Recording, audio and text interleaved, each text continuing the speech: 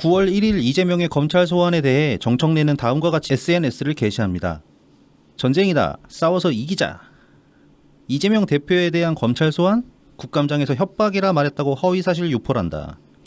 협박, 압박, 압력, 강요에 대한 단어 선택이고 주의, 주장이다. 주의, 주장을 허위사실로 처벌한 예가 있는가? 명백한 정치 보복, 야당 탄압이다. 싸워서 이기자. 지난 대선 기간 동안 이재명 선거 캠프는 제명인의 마을이라는 사이트를 운영했습니다. 각종 홍보물과 유세 일정 등을 게시하며 지지자들의 참여를 독려했던 사이트입니다. 이 사이트의 여러 항목 중 제명인의 팔출소라는 항목은 이재명과 관련된 허위 사실을 바로잡겠다는 취지로 개설되었습니다. 이재명의 유년 시절 범죄 의혹 등 입증하기 힘든 루머들을 고발하기도 했습니다. 하지만 제명인의 마을에서 재생산한 허위 사실도 있었습니다. 열린공감TV가 보도한 최성해의 정치 공작이 대표적입니다. 이낙연 대표와 전 동양대 총장 최성해가 연관되어 이재명을 음해한다는 열린공감TV의 보도는 교차 검증이 이루어지지 않은 악의적인 보도의 전형이었습니다. 또한 제명인의 마을에서 고발한 각종 허위사실 유포 중 정청래가 말하는 주의, 주장에 해당하는 경우도 많았습니다. 정청래의 말처럼 주의, 주장은 허위사실로 처벌할 수 없습니다. 제명인의 마을이 고발한 허위사실 유포는 대부분 무혐의로 수사 종결되었습니다. 이재명의 이름을 걸고 행한 정치 보복과 탄압이 정당하다면 검찰의 이재명 소환 조사도 정당합니다. 이재명의 검찰 소환이 부당하다 주장하려면 먼저 이재명의 이름으로 행해진 시민들을 향한 고발들에 대해 사죄해야 합니다. 도의 이전에 논리적 정합성을 확보하기 위해서라도 그래야 합니다.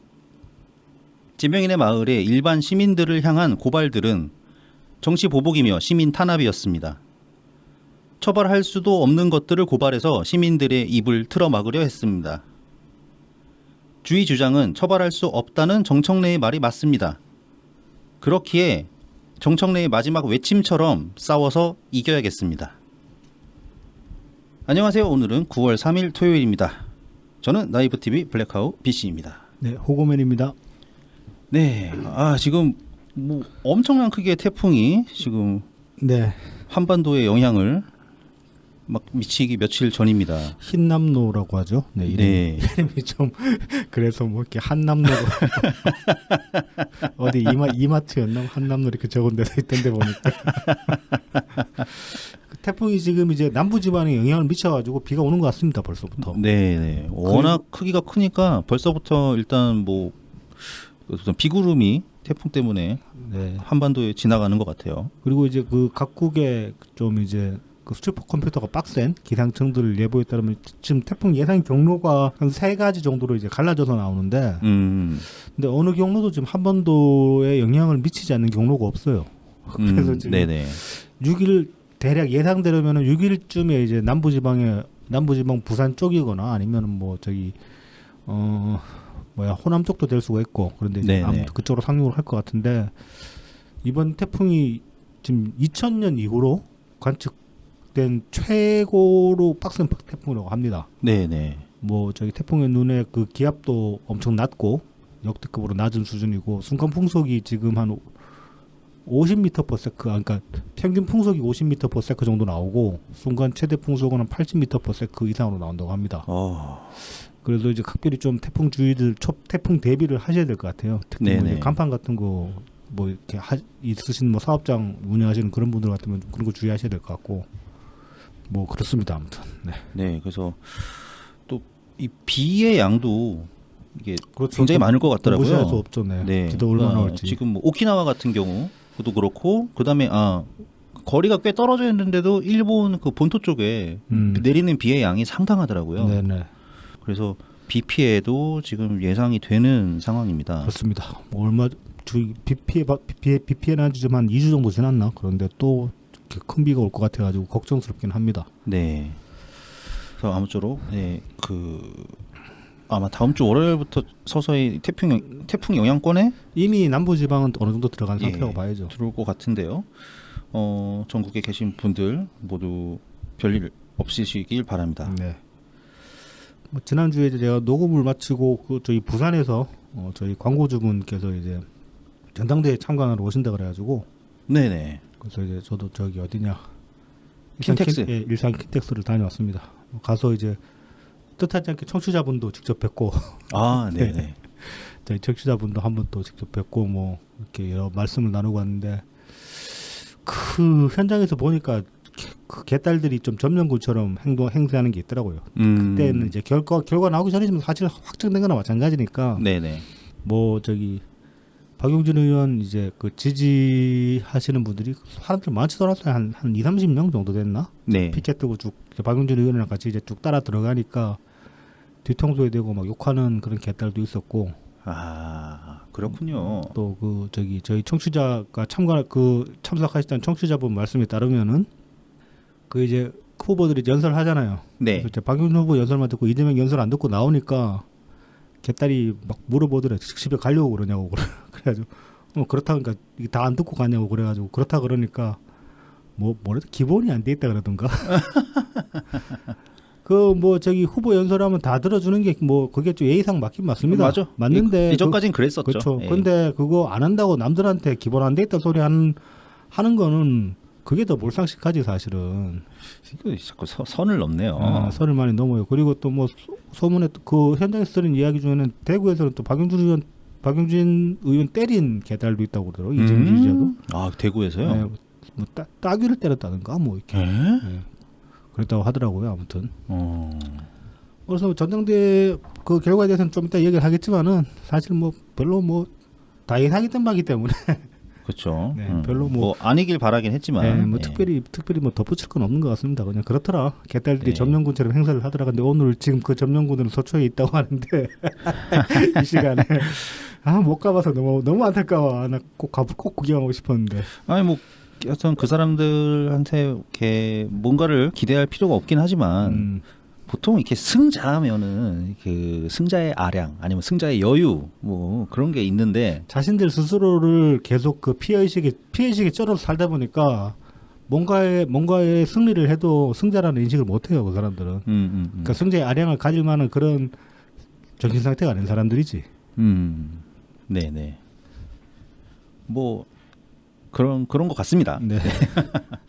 마지막으로 이제 추석 관련해 가지고 짤막하게 뭐 다시 하나 전해드리자면은 추석 연휴 동안 이제 고속도로 통행료가 면제된다고 합니다. 네. 그리고 이제 이게 좀 골 때리는데 기차 버스 내에서 취직도 가능하게 방역 조치를 풀어놨어요. 이거는 굳이 왜?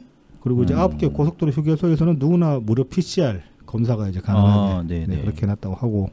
그러면서 정부가 하는 얘기가 고향 방문 전 백신 접종하라. 이거 이제 50대 이상은 지금 이제 예약 접수 받고 있으니까. 그리고 가급적 짧게 머물러 달라라고 이제 이렇게 이제 뭐 부탁을 했는데 아니 짧게 머무르는 게 문제가 아니라 차에서 마스크 벗고 다 먹게 해주면은 뭐 어쩌자는 건지 난 이거 참 이해가 안 돼. 그러니까요. 네. 영 거슬리네요. 지금 상황에서. 뭐 지금 아마도 저기 KTX도 이제 그 자리 띄엄띄엄 맞는 거 그거 해제됐죠. 아, 네네네. 뭐 그러니까 뭐 최소한 마스크라도 쓰고 그러니까 이 취직은 아직까지 좀 금지하는 게 맞지 않나 싶은데. 그러니까요. 제가 뭐 바로 오늘 이제 강릉에 다녀왔는데 KTX로 뭐 여전히 일단 열차에 타려면은 마스크 필수고 마스크 못 벗게 안내 방송도 나오고 하거든요. 이게 갑자기 풀려서 취식이 가능하게 만들어준다고 하니까 좀 당황스럽네요. 그리고 뭐 고속버스는 모르겠습니다만은 KTX 같은 경우는 사실은 뭐 요즘 안에서 뭐 먹을 일도 없죠. 끽해야지 뭐 많이 가봤자 2시간 이상 잘 안 가잖아. 부산에서 서울까지 KTX 타도 한 3시간 걸리나 그 정도잖아. 그죠. 그렇죠. 그리고 뭐 굳이 안에서 뭐 먹을 일도 없는데. 그러니까요. 참 모르겠습니다. 네. 아무튼 이렇다고 합니다. 네. 어쨌든 다음 주는 추석 연휴입니다. 네. 그래서 추석 전에 일단 태풍 조심하시고 연휴 명절 준비 잘 하시길 바랍니다. 자, 그러면 저희를 도와주시는 고마운 분들 소개해드리고 본 내용으로 들어가도록 하겠습니다. 후원 계좌를 통해서 트친 S님, 친절한 이순씨님, 달탄양님 후원해주셨습니다. 네, 감사합니다. 감사합니다. 그리고 제공입니다. 웰컴퓨터입니다. 부산 사하구 괴정로 221 사시장 복개로 입구에 있습니다. 070-8742-9595입니다. 트위터, 인스타그램, 페이스북, 네이버 블로그에서 웰컴퓨터 @ AIRSEE 숫자 12를 검색해 주시면 됩니다. 컴퓨터 조립 수리 전문점이고요. 원하시는 사양에 맞는 최적의 견적을 내드리고 조립 세팅까지 완벽하게 마무리해드립니다. AS 원격 지원 및 업그레이드도 가능하니까요. 부담 갖지 마시고 언제든지 문의 주세요. 현재 이제 웰컴퓨터 그 트위터 계정이 알 수 없는 이유로 그 일시 정지된 상태거든요. 네, 아직까지도 이게 이제 정지가 안 풀리고 그 사장님 그냥 그래도 전화를 드려봤는데 이거 그냥 영구 정지되는 것 같다 그렇게 말씀을 하시더라고요. 근데 이유를 몰라요 지금. 트위터에서 무슨 이유로 정지했다고 이제 정지 사유를 알려주지 않아가지고. 네네. 아무튼 그래서 이제 혹시 이 상담하실 분들 중에 이제 트위터에서 뭐 그동안에 뭐 쪽지로 상담하셨거나 그러신 분들이 있으셨던 모양인데 가급적 이제 전화를 이용해 달라. 네. 그래서 이제 070-8742-9595 요 번호로 이제 전화를 달라 이렇게 이제 당부 말씀을 주셨습니다. 네. 당분간 이게 정리되는 때까지는 네, 전화로 문의 부탁드리겠습니다. 네. 자, 다음은 달품은 농장입니다. 트위터 달품은 농장 @ DALPUMEUN 인스타그램 달품은 농장 _ 농사짓는 문파 @ DALPUM 숫자 1입니다. 청란, 청개육, 친환경 우렁이쌀, 고춧가루, 참기름, 들기름, 서리태, 콩, 찰, 옥수수를 판매하고 있습니다. 그리고 새로운 소식이 업데이트 됐습니다. 네. 햇 참기름이 나왔습니다. 햇참기름. 네네. 그래서 350ml가 한 병입니다. 네. 그래서 배송비 포함해서 33,500원이고요. 와. 들기름은 350ml 배송비 포함하면 27,500원입니다. 와, 비싸긴 비싸다. 고급이구나 확실히. 국산이 좀 비싸요. 그러니까요. 예, 국산 참깨가 저 정도 가격이면 어디 선물해도 될 것 같은데. 그렇죠. 이 좀 뭐 저기 뜬금없이 드리는 건인데 패키징을 좀 고급화 시켜가지고. 아 패키징. 예, 그러니까 올해는 지나가 버렸지만 지금 추석 시즌이잖아요. 네네.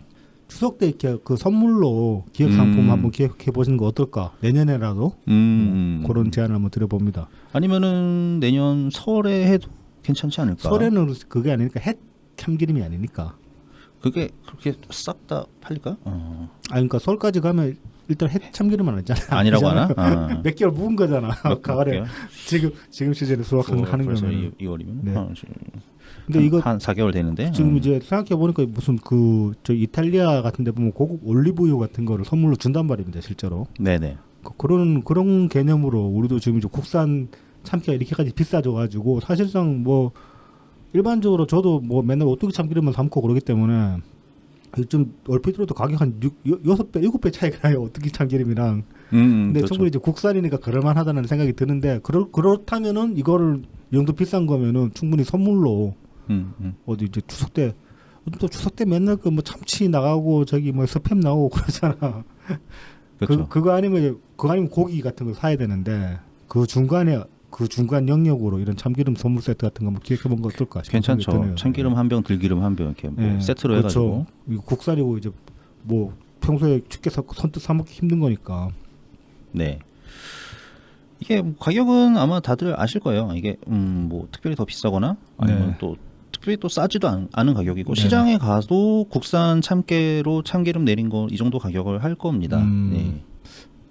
그래서 아예 이제 중국산 참깨로 한 참기름, 국산 참깨로 한 참기름 이렇게 따로 돼 있어요. 가격 차이가 크죠. 그렇죠, 아무래도. 그래서 나도 모르게 중국산을 이렇게 이게 사고 싶다 이럴 때가 있어요. 우리 같은 사람들은 어쩔 수 없지. 네. 막 이렇게 손이 덜덜덜덜. 그래서 오뚜기가 있는 거죠. 네. 자, 그리고 생들기름은 11월 중순 이후부터 주문이 가능하다고 하시니까요. 네, 11월까지 조금만 기다려 주시기 바랍니다. 네, 그래서 이렇게 제공까지 소개해드렸고요. 이제 본 내용으로 들어가겠습니다. 자, 이제 이번 주 원래 이제 주중에 뉴스 하나 또 모아가지고 이거 해야지 저거 해야지 준비를 해놨는데 이게 이제 그 주말에 주말은 아니지만은 9월 딱 넘으면서부터 이렇게 모든 뉴스를 다 블랙홀처럼 빨아들여버렸죠. 싹 빨아들였죠. 자, 이재명 검찰 소환 이제 이야기를 좀 해보겠습니다. 근데 저희가 뭐 디테일하게 짚으려고 보니까 이미 뭐 정신이나 정치 신세계 백브리핑에서 잘 짚어주셨고 그거 아니더라도 지금 SNS에서 이제 문파분들이 알아서들 잘 재생산하고 계세요. 그래가지고 뭐 굳이 자기 디테일한 건 짚을 건 없을 것 같고 이제 그냥 큰 틀만 따라가고 그 다음에 제가 이걸 보다 보니까 조금 의혹이 드는 게 하나 있어가지고 그 점만 짚어보도록 하겠습니다. 네. 자, 그래서 이제 9월 1일 날 3시 5분, 오후 3시 5분에 이제 이재명이 스마트폰을 본 걸로 그 사진에 보면 그렇죠. 스마트폰 네. 시간이 뜨니까 3시 5분에 이제 국회 대의회의장에서 이제 이재명이 스마트폰을 딱 들여다보는 사진이 딱 올라왔어요. 그래서 이제 그 스마트폰 안에 내용이 뭐냐면은 카톡방, 이게 정확하게 텔레그램 방이죠, 이게. 이 텔레그램 방인가? 예, 맞습니다. 그래서- 텔방입니다. 그래서 예. 텔방인데 단톡방 이름이 818호예요. 예, 맞아요. 818호가 이제 이재명 의원실, 그러니까 의원회관의 의원실 번호, 방번호. 호수가 818호고 거기 8명이던가 그렇게 들어 있었는데. 뭐 그래서 이제 대화면 김현지 국장입니다. 좀 이례적으로. 그래서 이제 김현지 국장 해서 백현동 허위사실 공표, 대장동 개발 관련 허위사실 공표, 김문기 모른다 한 거 관련 이재명 의원님 출석 요구서가 방금 왔습니다. 전쟁입니다.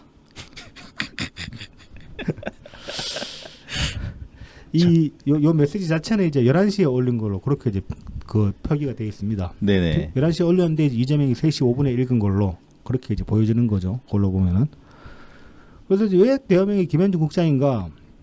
의원실에서 국장이라는 직급을 두만큼 이렇게 여러 가지로 이렇게 그 인원이 많지가 않잖아요. 무슨 국 나눌 만큼 의원실이라는 것 자체가. 그게 이재명 의원실 그 올라와 있는 게 직제를 보셨어요? 네네. 그게 총 9명인가? 네. 네, 인원이 비서들 다 합치면은 9명일 거예요. 그래서 그 중에서 이제 가장 높은 자리를 차지하고 있는 게 김현지랑 그다음에 김남준인가? 아무튼 뭐 김남준. 그 사람들이 네. 의원실 직책을 하면 실장쯤 되는 거 아니에요? 그러니까 보좌관이라고 이제 돼 있고요. 그렇죠. 그 아래에 이제 선임 비서관 2명이 있고요. 네. 그게 이제 그 김광이라는 사람이랑 김용채라는 사람이 이제 선임 비서관. 뭐 아무튼 무슨 국장이라고 부를 만한 직책은 없잖아요. 의원실 그렇죠, 안에는. 그렇죠. 무슨 그러니까 말씀 그대로 무슨 국 이렇게 돼 있지가 않죠. 네. 그래서 이제 김현지가 국장이라고 불릴 만한 직책을 맡은 적이 딱 한 번 있었는데 그게 이제 그 예전에도 한번 짚은 적이 있었던 그 성남의제 20일 그렇죠. 그 시절에 사무국장이었어요, 이 양반이. 맞아요. 그래서 이제 그때부터 김현지 국장이라고 부른 게 이제 거의 이제 김현지의 어떤 닉네임처럼 굳어진 게 아닌가. 그래서 이제 이 의원실 단톡방에도 요거 저기 그 대화명은 자기가 설정한 거 외에 상대방이 또 자기 이름을 그 사람 이름을 설정할 수가 있잖아요. 자기만 보는 이름으로. 그렇죠, 그렇죠. 그래서 이재명이 스스로 김현지를 김현지 국장이라고 설정한 게 아닌가. 설마 김현지 본인이 다른 보좌관들하고 같이 있는데 자기 자신을 국장이라고 붙였을 리는 없잖아. 이게 이제 텔레그램을 써보면은 그러니까 상대방이 만약 네. 텔레그램을 설치하잖아요. 그럼 네. 이제 문자가 옵니다. 이거 네. 누구누구가 그 텔레그램의 방에 들어왔다. 네. 오는데 이거 그 이재명 휴대폰에 네. 김현지 국장이라고 저장돼 있으면은 그렇게 뜰 겁니다. 아, 그 전화번호 자체 네네. 그렇겠네요. 네. 네. 자, 그리고 이제 이재명이 이때 들여다본 게 이제 세컨드폰이라고 합니다. 그 루나님이 이걸 짚어주셨던데, 지독하셔 보니까 뭐 이렇게 지금 이재명이 쓰는 메인폰은 아이폰 13인가 그렇고, 이 세컨드폰은 LG 폰이에요. 아이폰이 아니에요. LG? 아 그게 네. LG인가? 네. 뭐 쓰고 버리려고 이제 좀 싸구려를 산 건지. 사실 근데 조금 저는 특이하더라고요. 왜냐하면은 그 외에 사생활 보호 필름을 붙였잖아요. 요거 이제 뒤에 가서 조금 더 얘기할 거기 때문에. 네, 알겠습니다. 그래서 이제 자 어찌됐건 간에 요거 이제 시간을 기억을 하셔야 되는데 11시쯤에 작성이 됐고 이제 오후 3시쯤에 이재명이 요 톡을 본 걸로 일단 그 사진상은 그렇게 나옵니다. 네. 그래서 이제 사실 공방이 있었어요. 뭐 11시에 출석 요구서가 방금 도착했다는 이제 김현지의 카톡과 다르게 그러니까 9월 1일 11시에 김현지는 지금 방금 출석 요구서 왔다라고 이제 그 톡을 올린 거잖아요. 근데 검찰에서는 그렇죠. 8월 31일 날 출석 요구서를 보냈다고 해명을 했어요. 네네네. 자, 근데 이제 이 출석 요구서라는 게 일반적으로는 문자로 보낸다고 합니다. 그 당사자 문자로 보낸다고 합니다. 아 그러면은 이재명의 휴대폰에 문자로 갔겠네요. 네. 근데 이제 만약에 당사자랑 연락이 안 될 경우에 한해서 뭐 등기 속달로 보낼 수가 있다고 합니다. 네. 그래서 이제 등기나 등기 속달이면 서울시에서 이제 보내는 거니까 보통 등기 속달 빨리 그러니까 지방으로 보내고 싶으면은 그게 뭐지?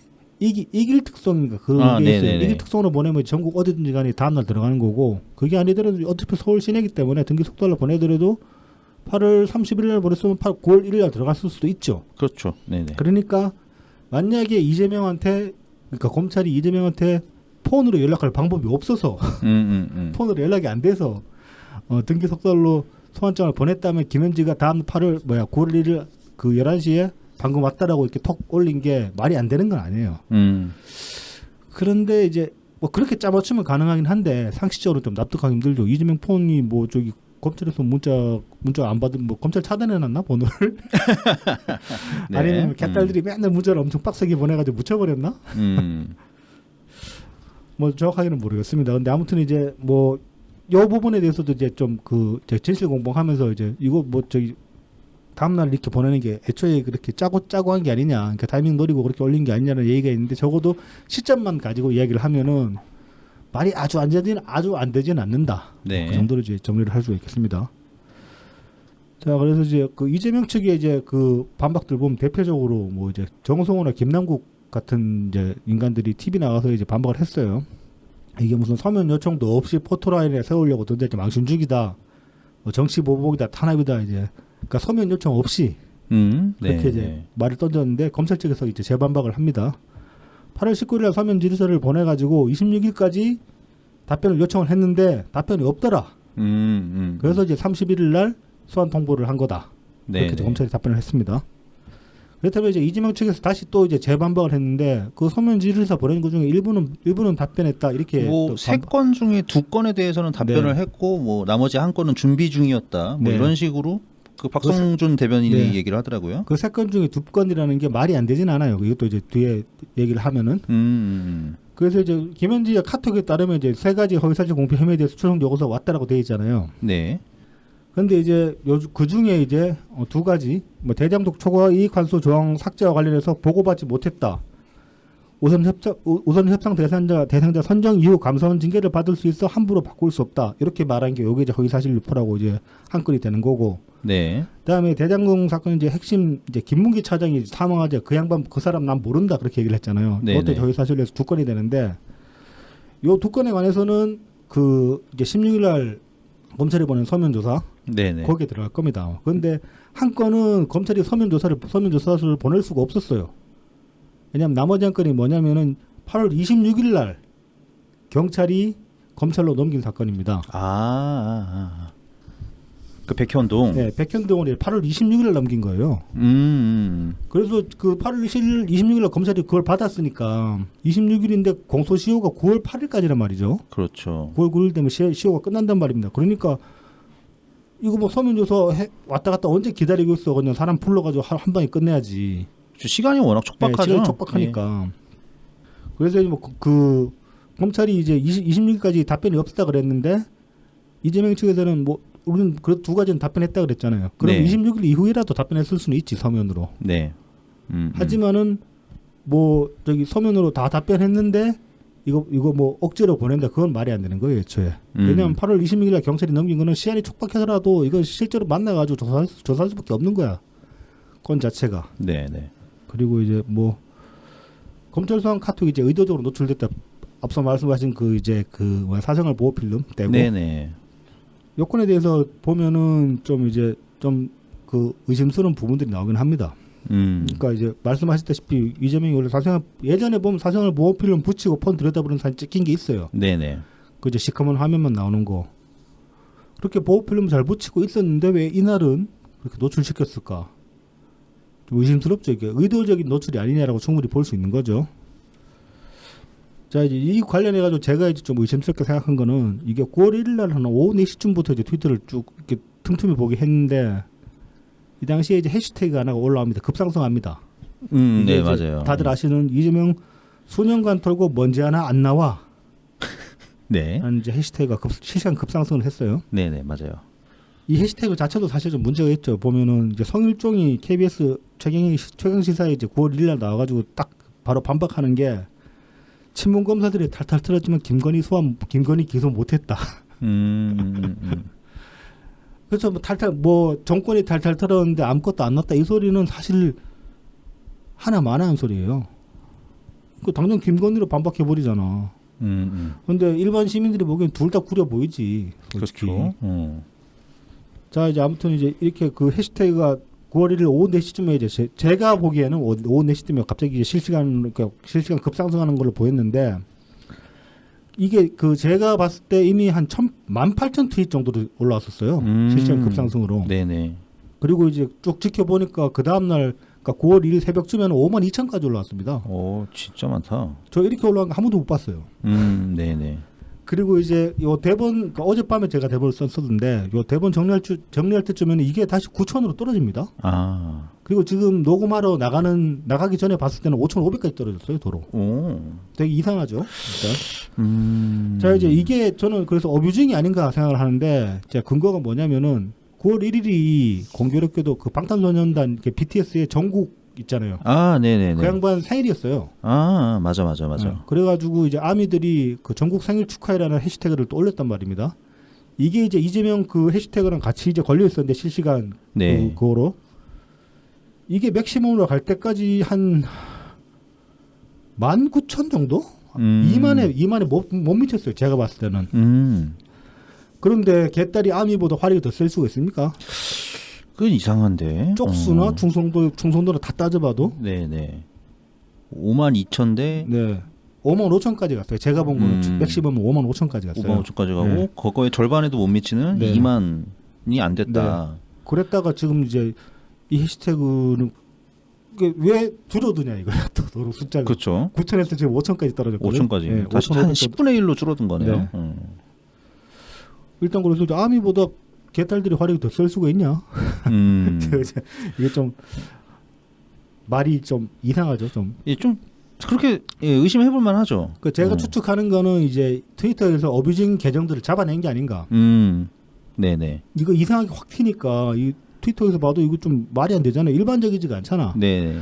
그래서 이 해시태그를 올린 계정들을 이제 쭉 보지 않았을까. 그래서 이제 그 비정상적인 계정들을 다 내려버리니까 그 실시간 해시태그로 이제 올라간 글 숫자가 줄어드는 게 아닌가.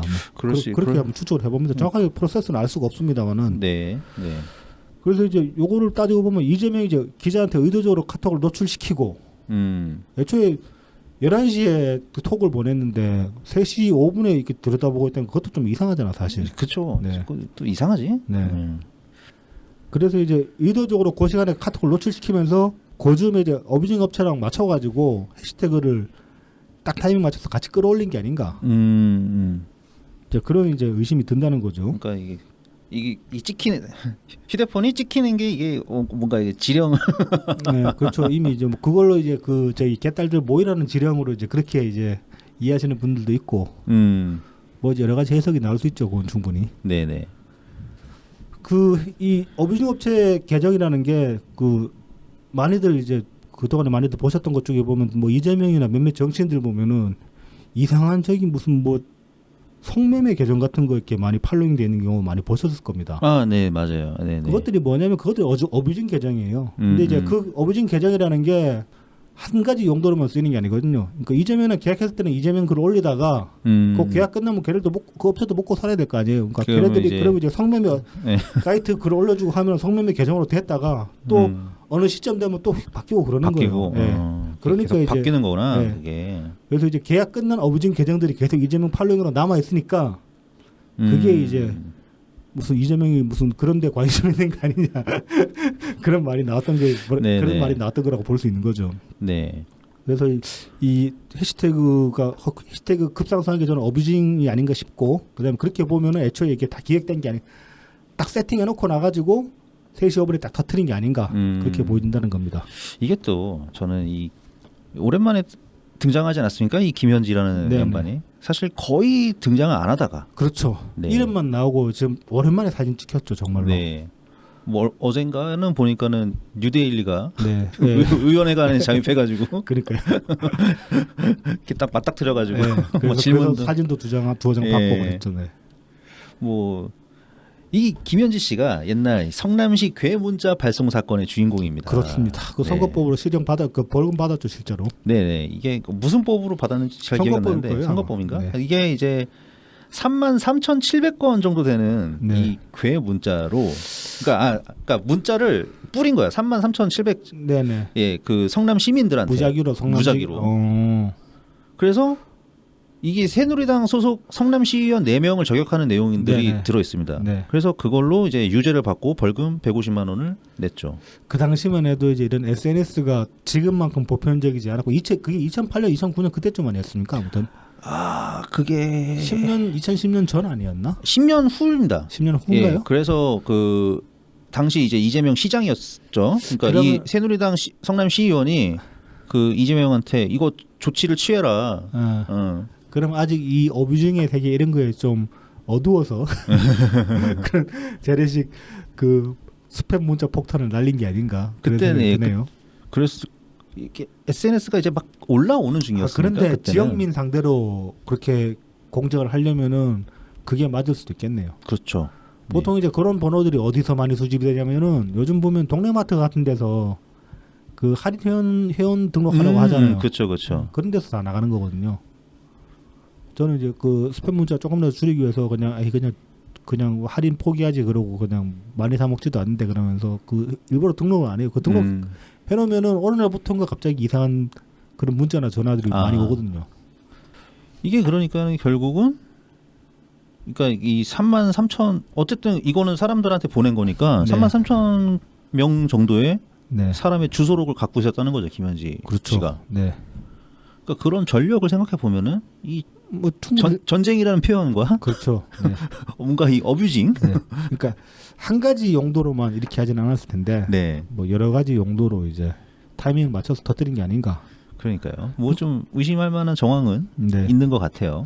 저는 그래서 이 여러 가지 이제 그 의도 중에 이런 의도도 있지 않았을까라고 생각하는 게 이제 요 다음 내용을 덮으려고 터뜨린 거. 굳이 그러니까 이거 사실 검찰은 이 소환 조사 통보했다는 것도 원래 공표를 못 하게 돼 있거든요. 네, 그렇죠. 애초에 서면 질의서 보낸 것도 그래서 검찰은 가만히 있었죠. 그렇죠. 가만히 있었는데 이재명이 이걸 노출을 시켜가지고 그렇죠. 이 시끌시끌 해준 거죠. 네. 그리고 애초에 서면 조사도 조용하게 했잖아. 그렇죠. 김혜경도 우리 그 저기 경찰 조사 받으러 그 출두하기 전까지는 몰랐잖아요. 조사서 그 통보하는 서면 그 전에 서면 조사를 받았는지 뭐 출두 통보를 받았는지 그런 거 모르고 있었잖아. 지금 검경이 뭐 어리버리하는 건 어리버리하는 거지만 옛날처럼 이렇게 뭐 그 무지막지하게 나가지를 않아요. 네. 예. 그좀 뭐 엄플하려고 했으면 엄청 엄플했지. 그렇죠. 이미. 근데 안 하고 그냥 정말 이거 왜 이렇게 영어밖에 생각이 안 나냐. 로우 프로파일이라고. 그러니까 안 드러나게 바닥에 납작 엎드려가지고. 네네. 그렇게 이제 잘 하고 있는 거란 말입니다. 말하자면은. 그렇죠. 근데 막 지금 당하는 쪽에서 뭐 하여튼 막 뭐 이연병을 떨고 있어요. 그렇죠. 한마디로. 그러니까 9월날 터뜨린 게 이제 이거 터뜨린 것 자체라고 보면 어쨌든 그냥 정치보복 프레임을 내세우려는 의도가 가장 크지만은 하필 9월 1일날 이렇게 세팅해놓고 터뜨린 거는 또 다른 의도가 있을 수 있다라고 생각해볼 수 있고 저는 그 중에 그 의도 여러 가지 생각해볼 수 있는 의도 중에 한 가지로 이제 이걸 꼽고 싶은데 이제 8월 31일날 헌재에서 이제 그 판결문이 하나 올라왔죠. 헌재 트위터에 이제 이게 올라왔는데, 네네. 내용을 보면 네, 그래서 8월 31일에 이제 헌재에서 결정난 게 하나 있는데요. 이 트위터에 올라온 헌법재판소 결정 속보를 보면 헌법재판소는 8월 31일 경기도가 2021년 4월 1일 남양주시에 통보한 종합감사 실시 계획에 따른 자료 요구 서식에 의한 자료 제출 요구 중 자치사무에 관한 부분은 남양주시의 지방자치권을 침해한다는 결정을 선고했습니다. 그래서 2021 헌라1 이게 이제 사건 번호고요.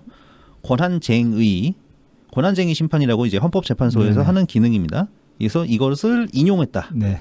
그러니까 자치사무에 대한 부분은 남양주시가 경기도에 감사를 받을 이유가 없다. 그렇죠. 이게 애초에 감사라는 게 어떤 항목별로 감사를 진행하게 돼 있는데 이 당시에 2021년 경기도가 남양주시에 실시하려고 했던 감사는 자료 다 내놔라. 그렇죠. 맞아요. 그냥 가진 거 다 내놔라 이거였거든요. 그냥 뭐 먼지털이를 한번 해보겠다. 그렇죠. 이런 거였죠. 뭐 이를테면 뭐 혈압 자료 갖다리면은 홀딱 뽑고 전신 MRI 받으래 미친 새끼들이. 맞아요. 그런 거죠. 네. 그러니까 이게 되게 웃기는 게 이재명이 국정감사 가면은 맨날 이거는 경기도 자치사무에 대한 걸로 그렇죠. 내가 국정감사에서 당신들한테 답하지 않아도 된다. 뭐 그런 식으로 버팅이 한두 개가 아니지. 한두 개가 아닌데 이게 남양주시한테는 그렇게 한 거예요. 이 그렇죠. 사람이. 진짜 더러운 내로남불의 극치죠. 이 사람은. 뭐 이제 왜 이딴 짓을 했냐 뭐 다들 아시겠지만은 굳이 이제 짤막하게 짚자면은 2020년이죠. 그 1차 재난지원금 지급 때. 예, 그렇죠. 그때 이제 그 남양주시만 경기도의 이제 방침을 깨고 전 시민에게 지급을 하지 않고 하위에서 70% 소득 70%까지만 선별 지급을 했죠. 네. 아 그리고 하나 더 있습니다. 수원시도 이제 연관이 있는데요. 수원시는 버티다가 포기했죠. 네, 포기했잖아요. 포기했죠. 수원시는 버티다 포기하고 수원시 같은 경우는 현금 지급을 하려고 했을 거예요 아마. 그 지역 상품권으로 네, 안 하고 네. 그러다가 이제 마찬가지로 남양주처럼 이재명이 그러면은 예산 못 준다 네, 이렇게 나와가지고 네. 뭐 허리를 숙였죠. 그렇죠. 그 전문 조광환 시장님이 대단하시긴 대단하죠. 네, 그렇죠. 방송 나와서 이렇게 실없는 사람처럼 그런 말씀 많이 하셨어요. 내공이 장난이 아니야. 이거 이렇게 버티신 거 보면은. 그래가지고 막 이제 경기도가 이제 남양주를 막 털었죠. 그렇죠. 진짜 털다가 이제 나온 게 이제 그 커피 쿠폰 25만 원 얘기가 나온 그렇죠. 겁니다. 자, 이와 관련해서 이제 여러분들이 이제 뭐 당사자라면 당사자인 분들이 이제 트윗을 올리셨습니다. 요거 또 한 번씩 읽어주시죠. 네, 그 중에 한 분이 이제 김변님인데요. 이번 이제 권한쟁의 심판에 이제 변호사 자격으로. 옛날에 이제 트윗을 여러 개를 올리셨는데 네. 그 중에 이제 요 두 개만 이제 묶어가지고 일단 한번. 네, 그래서 이제 경기도가 남양주의 지방자치권 침해했다는 헌재 판결로 이와 관련되어 있던 모든 형사와 행정소송에서 조광환과 남양주는 우월한 지위를 갖게 됐습니다. 그 중에는 이재명에 대한 직권남용 고발건도 있고요. 우울함이 덜어지길 바랍니다. 그 다음에 이제 다음 트윗은 뭐냐면은 경기도의 보복성 감사에 남양주 직원들이 굴복하지 않았다는 이유로 징계. 이것에 대해서는 가처분 승소했습니다. 그 다음에 커피 쿠폰 25만 원 코로나 지원 부서에 격려한 게 횡령이라며 비서실 직원을 징계. 행정소송으로 승소했습니다. 그러니까 징계가 이제 철회된 거죠. 그 다음에 감사에 감사를 거듭하면서 시장과 직원 압박. 이거는 이제 방금 말씀드린 그 헌법재판소 권한쟁의 승소를 한 거고요. 그 다음에 이제 남은 게 뭐가 있냐. 이제 행정소송이랑 형사 맞고소 이런 게 이제 쟁점이 서로 같다. 근데 그러니까 이게 권한쟁에서 승소를 했기 때문에 예, 그래서 우월한 유리한 위치를 네, 선점한 거죠. 선점했죠. 네. 그래서 또 이와 관련해서 이제 조광환 시장님께서도 트윗을 남기셨는데요. 한번 읽어보겠습니다. 전 남양주시장 조광환입니다. 경기도의 남양주에 대한 보복성 감사에 대해 오늘 헌법재판소가 남양주시의 자치권 침해라고 판결했습니다. 현명한 판단해주신 재판관님들에게 감사드리며 이번을 계기로 대한민국 지방자치제도가 한층 성숙해지기를 기원합니다. 이 뭐 관련해서 이제 요 소송 때 이제 가장 많이 그 일을 하신 관련해서 가장 많이 일을 하신 이제 그 이분 그 성함이나 올라왔는데 그것도 빼먹고 안 올렸네. 그 경기도 그 경기도의 남양주 시청 직원분은 이제 그 여자분이신데 김변님이 제일 많이 고생하신 네. 분이시라고 한번 이제 올리셨던데 그분 이제 판결 나오자마자 눈물도 보이시고 그랬다고 하더라고요. 얼마나 억울했겠습니까 사실. 그렇죠. 그러니까 이거 이제 이렇게까지 경기도에서 지랄한 이유가 이제 앞서 말씀드렸던 그 재난지원금 때 그때 이제 남양주가 순응하지 않았던 거, 그 잘못된 거라고 이제 반발했던 거. 그 다음에 또 한 가지가 다들 아시는 그 계곡정비 사업. 그렇죠. 둘 다 참 진짜 이거 뭐라고 참 험한 소리 안 하고 말하기가 쉽지가 않습니다. 이런 것들은 참. 그러니까 이게 조광환 시장님이 아마 이제 방송 그 백브리핑 이제 방송에 나오셔서 말씀하시다가 말씀하셨는데 이게 어떻게 보면은 진짜 어떤 광역 지자체가 필요가 없을 수도 있지 않나 이런 네. 생각을 해보긴 합니다. 네. 예. 그러니까 그것만큼 이제 기초 단체로 예산 지원이 더 가는 거죠. 그러니까 경기도를 거치지 않고 직접. 근데 그러면 이제 좀 더 중앙에서의 어떤 행정력이 더 커져야 되잖아 그만큼. 그렇죠. 근데 조율만 하는 거죠. 그러니까 조율을 하고. 저는 그것보다는 광역단체장이 좀 제대로 된 그러니까 이것도 하나만한 소리긴 하다마는 제대로 된 인간이 광역단체장이 그런 소리 하나만한 소리긴 하다마는 뭐 이재명 같은 사람이 다시 안 나오면 되긴 하지만. 그렇죠. 네. 네. 어쨌든 이게 반드시 필요할까? 그건 잘 모르겠습니다. 근데 이제 뭐 나중에 계속 변화를 하게 되겠죠. 네. 그러니까는 뭐 지금은 이제 지방세가 이제 그 광역지자체에서 걷어들이게 되잖아요. 네네. 그런 다음에 이제 각 그 기초단체에 네. 이제 내려보내게 되는데 그거를 그냥 굳이 뭐 예를 들어서 경기도에서 걷지 않고 각 그 기초 자체에서 이제 그 지방세를 걷게 되면 뭐 그러면 되지 않을까 뭐 이런 그래 생각도 버리면은 해보고. 또 이제 부익부 빈익빈이 많이 심해질 수 있으니까 어차피 그러니까 보조는 중앙에서 또 하니까 국비 보조는 뭐 그렇기는 합니다만은 네. 그래도 세수 그 지방 세수에 의해 이제 걷어지는 예산 규모가 작지가 않기 때문에 보조금을 어느 정도 간격을 줄인다고 해도 당장 지역 상품권만 해도 지금 이 자치단체별로 이렇게 발행을 해버리면 경기도 내에는 지금 그 통합 상품권이 있긴 있죠. 경기도 통합 상품권이 있을 겁니다. 근데 네, 또 그 자치단체별로 발행하는 상품권들이 있잖아요. 있죠, 보면. 있죠. 근데 그거 네. 이제 할인율 경쟁 붙어버리면은 특히 경기도 같은 권역 내에서 경쟁 붙으면은 진짜로 골 때리죠. 예를 들어서 뭐 성남 같은 데랑 네. 만약에 그 성남 주변에 뭐 하남이나 그쵸. 하남도 요새 조금 뭐 나아졌을라나 네, 모르겠다.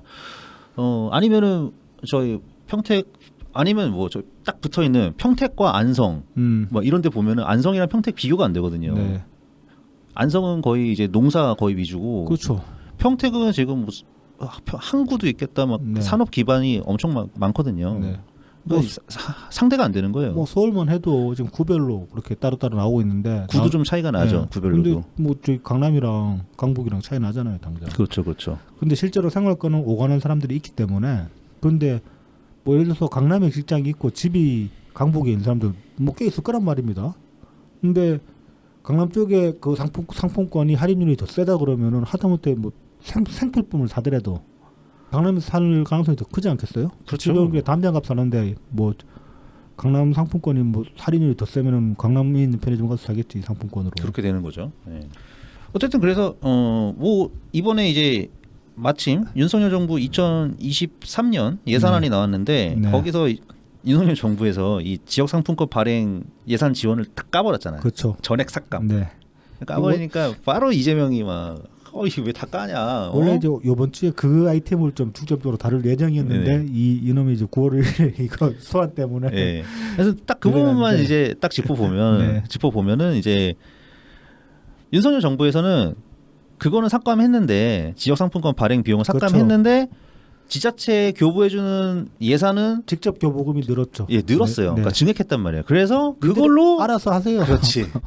지자체 자치로 네, 알아서 하세요. 그렇죠. 너희들 뭐 발행을 하려면 발행하시는데 쓰시고 그렇죠. 다른데 쓰시고 싶으면 다른데 쓰시고 지자체의 자율에 맡깁니다. 그렇죠. 이게 그렇죠. 이게 그리고 지방 사실 자치잖아. 지역 상품권 이 할인율 가지고 지역 상권 살린다는 거는 이건 진짜 하면 안 되는 짓이에요. 네. 몇 번이나 말씀드렸지만 지역 균형 발전에 역행하는 짓이란 말입니다. 이거는. 민주당이 뭐 이게 네. 소상공인 살리고 싶으면은 그 몇 번 말씀드리지만 그 오늘의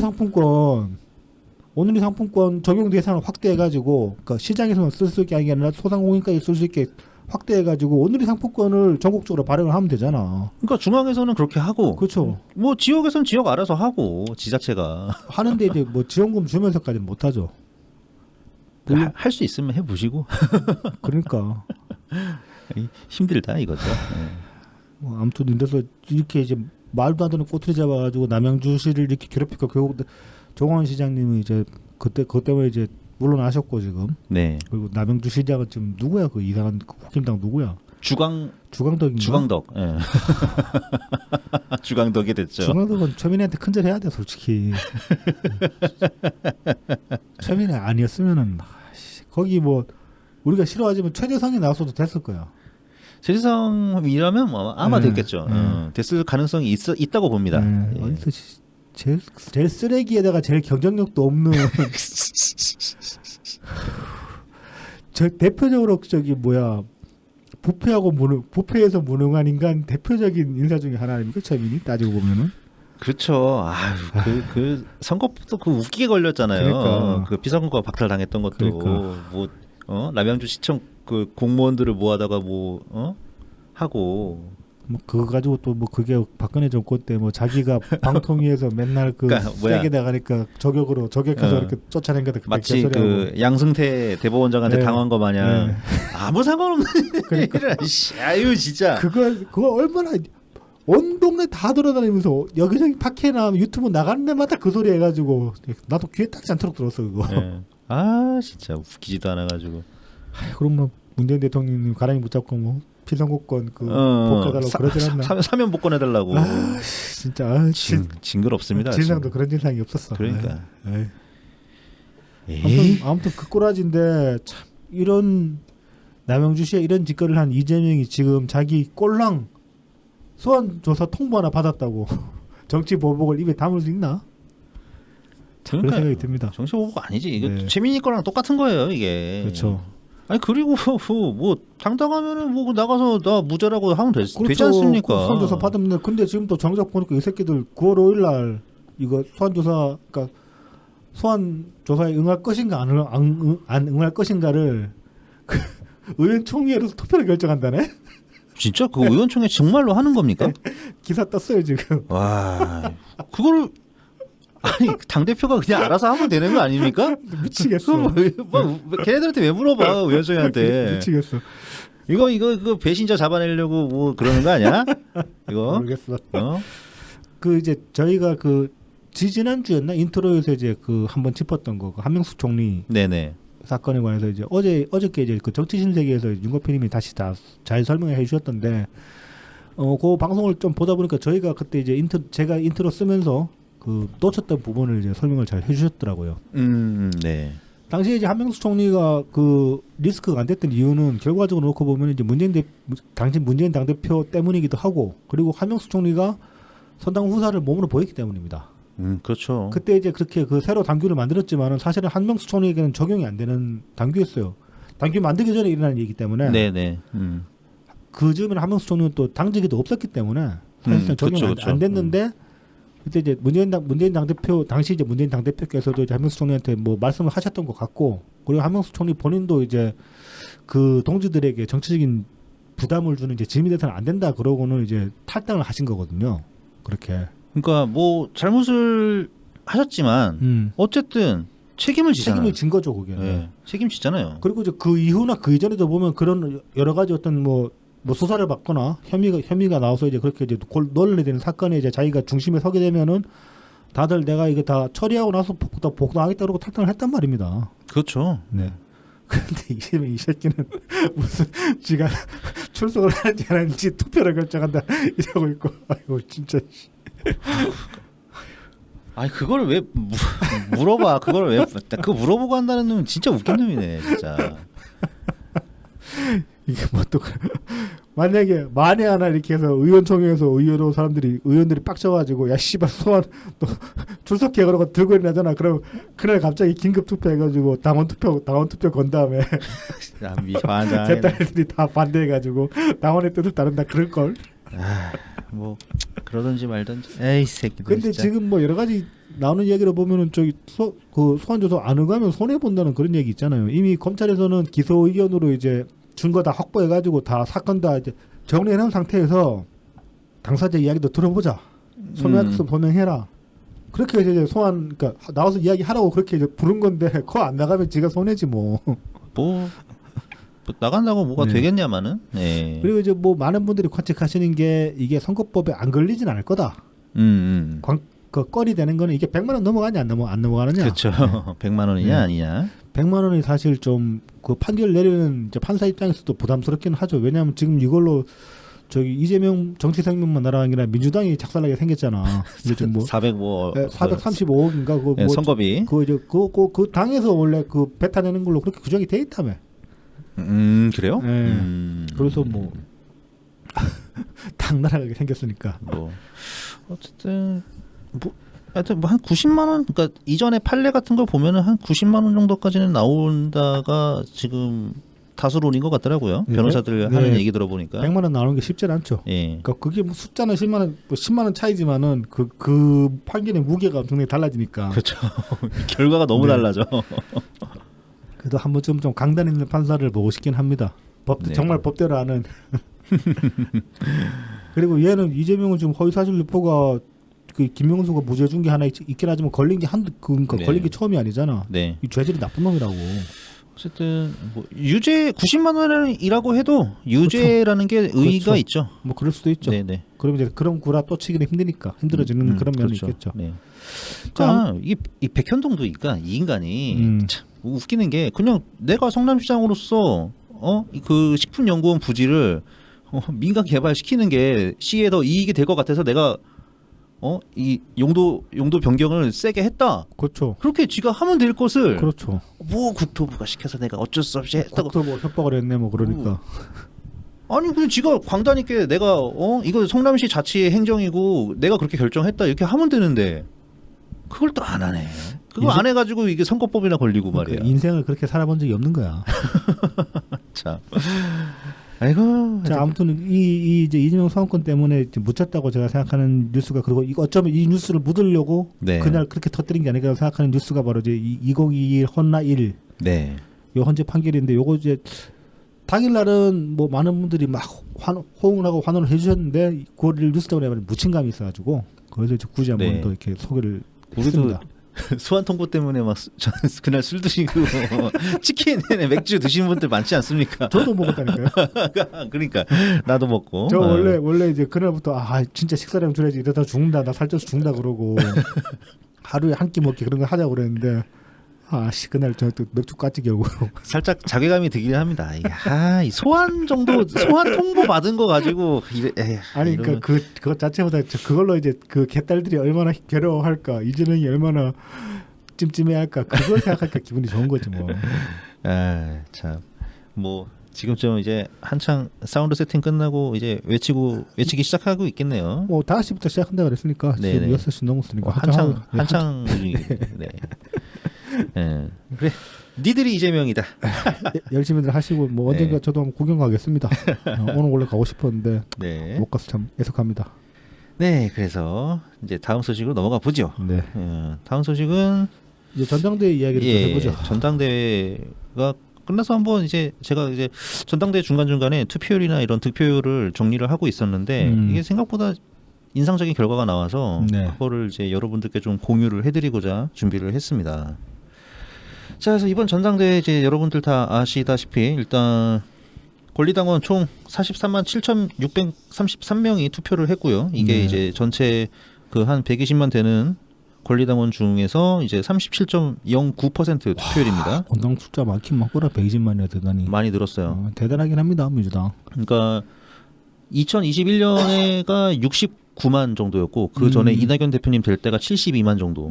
여기서 했는데 거기서 이제 한 40만이 훌쩍 추가된 거죠. 늘어난 거예요. 개딸들 많이 들어오긴 했네요, 진짜. 네네. 그러니까는 그 대선 때 대선 경선 때 이제 힘내려고 많이 들어온 거예요.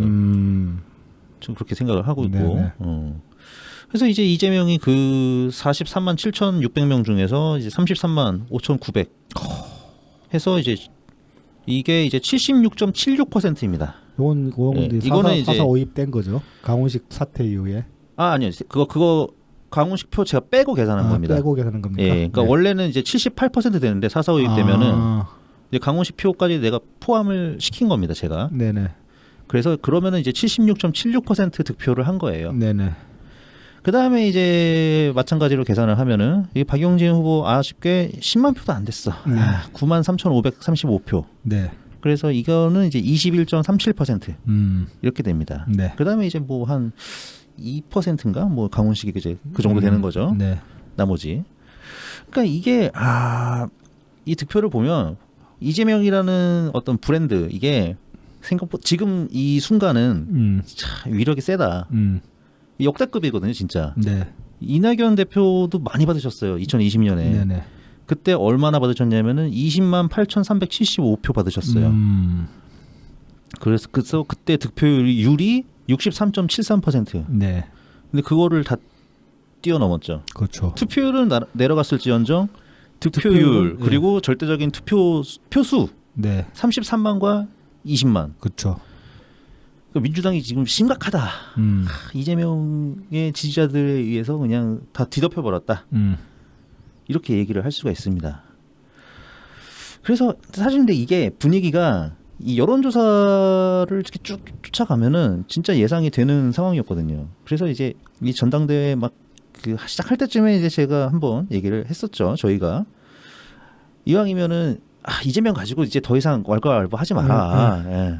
이제 뭐 이재명 어차피 기어 나오고 지금 이재명이 완전 센데 이거 가지고 싸우면 백전백패다. 그렇죠. 어차피 그리고 어차피 지더라도 뭔가 다음을 말할 수 있는 그런 명분을 만들기 위해서라도 단순히 이제 뭐 이재명 리스크 같은 거 물고 늘어진 걸로는 안 된다. 네. 그래서 근데 이제 전당대회는 이제 막 다들 뭐 이재명 불출마해야 된다 막 그렇죠. 그걸로 막 전해철, 홍영표 막 굵직한 이름들이 다 날아가고 이재명은 그냥 나오고. 그래서 이제 뭐 박용진이 나왔는데 박용진 후보도 어쩔 수 없이 이제 이 전당대회를 치르다 보니 계속 이재명 뭐 사법 리스크 이런 얘기하고 그렇죠. 이재명은 뭐 통합의 리더십이 없다. 뭐 계속 이제 키워드는 메인 키워드는 다 이재명이었어요. 그러니까 이번 전당대회는 이재명으로 시작해서 이재명으로 끝났다. 그렇습니다. 그게 만약에 통할 그 어떤 이제 이재명 물고 늘어지는 걸로 만약에 통하려고 했으면은 이쪽에 이제 이재명 상대로 나오는 게 박용진 수준이 아니라 정말 거물급이 나왔어야 했어요. 그 상대 후보 물고 늘어져 가지고 비등하게 싸웠던 전력이 찾아보면은 이거 상당히 좀 비유가 더러운데 어쩔 수 없습니다. 그러니까 결과만 놓고 봤을 때 지금 전당대회 이재명 스탠스를 2015년 14년 전당대회인데 15년 전당대회인데 그때 문재인 대통령님이 지금 이재명 스탠스에 있었죠. 그리고 이제 카운터에 있는 게 말하자면은 박지원이었단 말이야. 박지원도 그때 문모닝 했잖아. 박지원 문모닝 했고 문모닝하고 엄청나게 그 네거티브 심하게 했잖아요. 호남에 그래서 실제로 그걸로 호남표 많이 엄청 갉아먹기도 했었고. 근데 이제 그때는 이제 민심과 당심 위반이 민심으로 이겼죠. 그래서 문재인 대표님이 이제 그 당시에 당선이 되신 거고. 그렇죠. 대의원이나 이런 권리당원 쪽은 생각보다 박지원이 엄청 선전했어요. 그렇습니다. 예. 그러니까 실제로 이제 그 카운터 그게 박지원이었기 때문에 그 어떤 그러니까 이슈 대결은 뭐 정책 대결 안 하고 그냥 문재인 당 대표 하나만 가지고 이제 계속 파이팅을 해도 그만큼 표를 끌어낼 수 있다는 얘기예요. 그게 이제 그 정도 수준이 돼야지 동력을 만들어낼 수 있지. 그리고 또 명분이 늘 어떤 정치의 숙제라고 할까? 당권과 대권은 과연 분리되어야 되는가? 그렇죠. 뭐 그런 것도 있을 수 박지원은 분리시켜야 된다 이런 입장으로 나왔고 그다음에 그 지긋지긋한 문재인 대통령의 뭐 호남 차별론 뭐 이런 거 그렇죠. 이런 거 들고 나와가지고 호남의 동정 자극하고 어쨌든 근데 또 박지원은 호남에서 좀 그때 힘이 있었으니까 그런 게 먹혔지. 그 박지원쯤 돼야지 문모닝 해가지고 싸워볼 수 있는데 박용진이 명모닝 하는 걸로는 동력을 얻을 수 없다는 지역 기반이 거죠. 그렇게 세지도 않고 지역 기반도 없을 뿐더러 애초에 네임드가 아니기 때문에 무엇보다 무게감이 없기 때문에 그렇죠. 그래서 저는 이제 홍영표 같은 사람들을 이제 욕을 하는 겁니다. 솔직히 나는 그때 안 나온다고 했을 때 꾹꾹 참고 있긴 했지만은 존나 비겁하다 그런 생각 했거든요. 홍영표 정도 되면은 할 수 있거든요. 그렇죠. 홍영표 정도 되면은 적어도 지더라도 이 수준으로 지지 않았을 거라는 얘기지. 그렇죠. 아니면 투표 그러니까 뭐 이재명 표를 이 결과에 나와 있는 33만 득표 여기서 더 뺏어오지는 못했겠지만 적어도 투표율 자체를 끌어올려가지고 뭐 10만 표를 넘길 수 있었겠죠. 적어도 박용진 9만 표 이 수준보다는 더 표를 받아올 수도 있었겠죠. 뭐 15만 표 정도는 뭐 할 수도 있지 않았을까. 그리고 홍영표가 만약에 이제 명문으로 싸웠다고 해도 그러니까 다른 이제 이슈 뭐 정책 대결 안 하고 그냥 명문으로 싸웠다고 해도 충분히 그럴 수 있다는 거지. 그 점에서 보면은 지금 뭐 반이재명 스탠스라고 있는 사람들이 비겁하다는 거지. 네네. 이게 딱 한번 보죠. 이게 2018년 전당대회 우리가 고난의 길을 가기 시작한 첫 전당대회죠. 그때 이제 이해찬이 당 대표가 되고 우리는 이제 김진표 후보를 지지를 했는데, 그렇죠. 이때 이제 김진 후보 득표를 보면은 이때는 또 권리당원 숫자가 아직 적을 때예요. 그렇습니다. 70만까지 올라오기 전이었기 때문에. 이때 보면은 권리당원에서 김진표 후보가 25.54% 득표를 합니다. 그다음에 나머지 딱 볼게요. 이해찬, 송영길이 이제 45.79%랑 28.67%. 그러니까 지금 딱 2022년 올해 있었던 거랑 대충 딱 맞아요. 그러니까는 우리 쪽의 최대치는 이 김진표 후보의 25.54% 정도 이건 거야. 그러니까 20% 좀 초반. 그다음에 그 나머지 70몇 %는 이해찬, 송영길인데. 이해찬도 이재명 밀어줬죠. 그렇죠. 송영길도 이재명 밀어줬지. 그렇죠. 이 표는 다 이제 친명으로 가버리는 겁니다. 이 70%가 넘는 거야 이게. 그러니까 이제 뭐 굳이 범주화시키자면은 이해찬, 송영길 요 당시에 이제 74.46% 나온 요 퍼센티지. 여기에 이제 당내 털바의 비율이라고 볼 수도 있는 거죠. 그렇죠.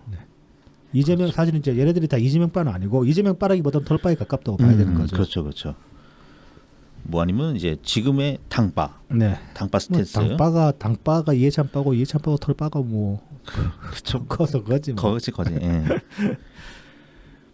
그다음에 이제 그럼 2020년에는 이낙연 대표가 이제 당선이 됐는데 이때는 뭐냐? 근데 이때는 또 이낙연 전 대표께서 완전 상승세에 있을 때였거든요. 네. 최장 기간에 국무총리를 역임을 하고 그다음에 총선 이렇게 딱 이겨버리고 아주 그냥 그리고 이제 본격적으로 악마화되기 전이었죠. 네. 그리고 카운터로 나온 게 우원식이었던가 이때? 김부겸, 박주민. 네. 김부겸, 박주민. 좀 이렇게 체급이 안 되죠. 김부겸은 그래도 좀 되는데. 네. 김부겸은 체급은 되는데 인기가 없고 별로. 인기가 별로 없고. 네. 예. 박주민은 인기는 조금 있었는데 털바들한테 하지만 그렇죠. 체급이 안 되고. 체급이 안 되고. 네. 그래서 무난하게 아주 네. 큰 대승을 거두셨죠. 아까 63%였으니까 그렇죠.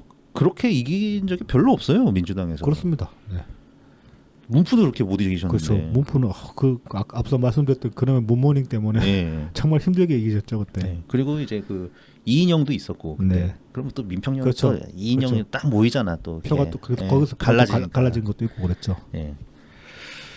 자, 그러니까는 이때는 그 참고가 별로 안 돼요. 이때는. 그러니까 이낙연 대표한테 이게 사람들의 관심과 기대감이 싹 쏟아지던 때였기 때문에. 네네.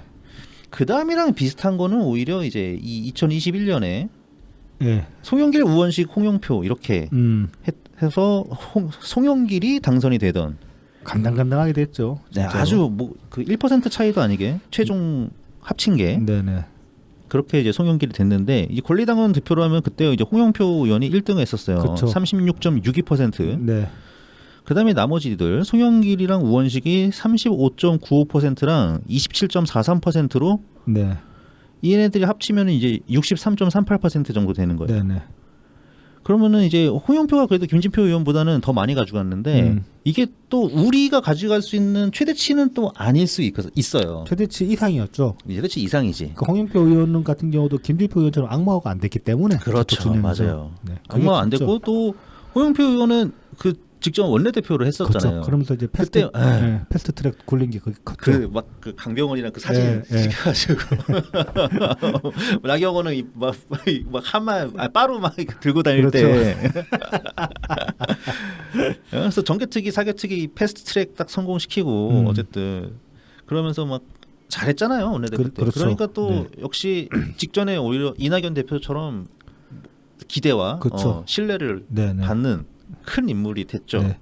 그리고 원래 이제 홍영표 의원 같은 경우는 이제 노동계 쪽에서 이제 들어온 인물이라서 그 좀 이렇게 좌파적 스탠스 사람들한테도 이미지가 괜찮았어요. 예. 그리고 또 홍영표 의원 그것도 있었잖아요 예전에 그 2012년에 그 안철수 쪽에서 이제 그 대선 백서. 네. 정확하게 안철수 측이 아니고 약간 좀 안철수 쪽 포지션의 그 그렇죠. 어느 교수님 임명해가지고 네. 그 대선 복귀를 해가지고 네. 백서 나오니까는 바로 비망록으로 세게 받아쳤죠. 네. 예. 그런 것도 있고. 근데 비망록은 우리 말고는 기억하는 사람도 별로 없을 것 같은데. 그런가? 어쨌든 좀 비호감도가 김진표 의원이랑 비교도 안 되게 낮기 때문에 그렇죠. 그래서 이런 36%까지 예, 표를 가져갈 수 있었다. 이렇게. 이게 그러니까 홍영표 의원의 결과가 어떻게 보면은 그러니까 이낙연 대표 시절에 받은 당내 득표율은 그 인물이 확실하게 받쳐줄 때 확정력을 보여주는 거고 홍영표 의원 같은 경우가 몸파들이 영업해가지고 당내에서 확정할 수 있는 확정력이 한계치가 이 정도가 아닌가 저는 그런 생각이 그럴 수도 듭니다. 있죠. 예, 36%. 30% 넘길 수는 있다. 네. 근데 이 사람 자체의 또 브랜드가 굉장히 중요하다. 네. 이렇게 말씀드릴 수 있죠. 그래서 30 몇 프로까지는 가능한데 예. 거기서 더 치고 올라가려면은 저 이낙연 대표 좀 돼야 된다. 네. 그 전성기 때 이낙연 대표 좀 돼야 된다. 그렇죠, 그렇죠. 그래서 이게 숫자만 가지고 보면은 저쪽이 70%를 넘는 세력을 가져갈 수 있을 수밖에 없어요. 그게 이게 그 아까 뭐 말씀하셨지만 털바들. 그렇죠. 이 우리 민주당이 다 김어준이야. 아이고. 그래서 이걸 이제 대선 경선 때 보면은 대선 경선 때 그 권리당원 네. 투표만 가지고 좀 보겠습니다. 네. 이게 그 이낙연 전 대표 같은 경우는 그러면은 2020년 전당대회 때는 이제 한 20만 표, 21만 표 정도 네. 가지고 있었어요. 네네. 근데 대선 경선 때 보면은 그러니까 당내 선거인단 표. 예, 당내 선거인단 네. 표죠. 14만 7천 표. 그러니까 줄었어. 까였죠. 예. 악마의 영향일 가능성이 예, 있죠. 악마의 영향도 있지만 그 사면 발언 때 그때부터 그렇죠. 이제 네. 사면 발언이 크긴 했죠. 예. 근데 그 전에도 조금씩 내려가고 있었거든요. 네. 이게 당 대표 되시고서 뭔가 그 차기 대선 지지율이 조금씩 계속 뭔가 내려가고 있었는데 네. 그 1월에 그 말씀 하시면서 뚝 떨어지거든요. 이게. 저는 그 이제 사면 발언이 좀 많이 치명적이긴 했는데 그 사면 발언에 가려져 가지고 이낙연 대표가 이제 저쪽 악마화된 요인 중에 이제 요인으로 이제 많이 묻혀버렸던 게 그거라고 봅니다. 조국에 대해서 이낙연 대표는 상당히 그 이제 맞아요. 대놓고 반대하는 입장을 세우신 적은 없는데 뭐 실제로 이제 그 뒤에 나온 이야기 보면 조국 애초에 임명하는 거 반대했다 그런 이야기도 나왔었고 그다음에 그렇죠. 이낙연 대표 본인도 이제 조국한테 빚 없다 뭐 네, 맞아요. 그런 마음 없다 그렇게 말씀하셨던 게 있었잖아요. 그게 되게 크게 작용했을 거라고 봅니다. 그것도 네, 맞습니다. 클 것 같네요. 그것도 네. 확실히. 근데 지나가 보니까 그 말씀이 정말 옳았잖아. 그러니까 이게 무슨 운명인지. 뭐 조국 이야기 잠깐 하자면은 뭐 그 나온 김에 개딸이로. 네네. 지금 이제 개딸들 서초에 모여 있는데 이 집회 지금 내분이라고 있는 거 아시죠? 네네네네. 이게 이제 좀 또 개국본이 주최를 하다 보니까 개국본이 어떤 그 자금 운영에 관해서 이제 그 투명하지 못하다고 이제 문제의식 가진 사람들이 저쪽에도 꽤 있거든요. 네. 저쪽도 지금 개국본 반대파로 갈려져 있는 상황이라 가지고 그래서 이제 그 내분이 일어나고 있는데 결국은 보면은 조국이 그 모든 민주당 내 집회 동력을 다 끌어다 쓴 거야. 다 썼어. 그리고 다 끌어가지고 조국이 다 끌었는데 그걸 지주문에 다 챙겨놓은 건 또 개뚜껑이고. 그래서 동력이 별로 없을 거다. 네. 마치 우리가 서초동에 남아서 했던 것처럼 그렇죠. 뭐 그 정도 겨우 모이지 않을까. 뭐 그렇게 보면은 차라리 이게 민주주의를 위해서는 다행스러운 일이기도 합니다. 아이고. 자, 그래서 네, 다시 이제 이어가 보면은 이제 이낙연 전 대표께서는 이제 15만 표 조금 안 되게 네네. 대선 경선 때 모았는데 그거보다 지금 더 줄어들었다. 그렇죠. 네. 박용진 표를 보면은 네. 그렇죠. 이거를 이제 어떤 반명이라는 어떤 진영적인 관점으로 바라보면은 그런 겁니다. 이게 김진표 의원도 그렇게 못 받을 때도 2018년에 그래도 이거는 이제 뭐 워낙 표가 상황이 다르니까 이거는 어쩔 수 없이 이제 퍼센트로 비교를 해야 되는데 25% 받았단 말이에요. 25.54%. 게다가 후보 3명이었잖아. 그렇죠. 이해찬 세고 소영기도 약한 사람이 아니거든요. 네. 그래서 3등 했는데 그럼에도 25.54%를 그렇죠. 가져가는데 네. 박용진은 21.37%니까 1대1로 너무 다이다이 떴는데 이렇게 받은 건 많이 찢어진 게 맞죠. 많이 네. 찍어들었죠. 그러니까 네. 이거 반명의 관점으로 보면 이거 정말 너무 약하다. 약해졌다.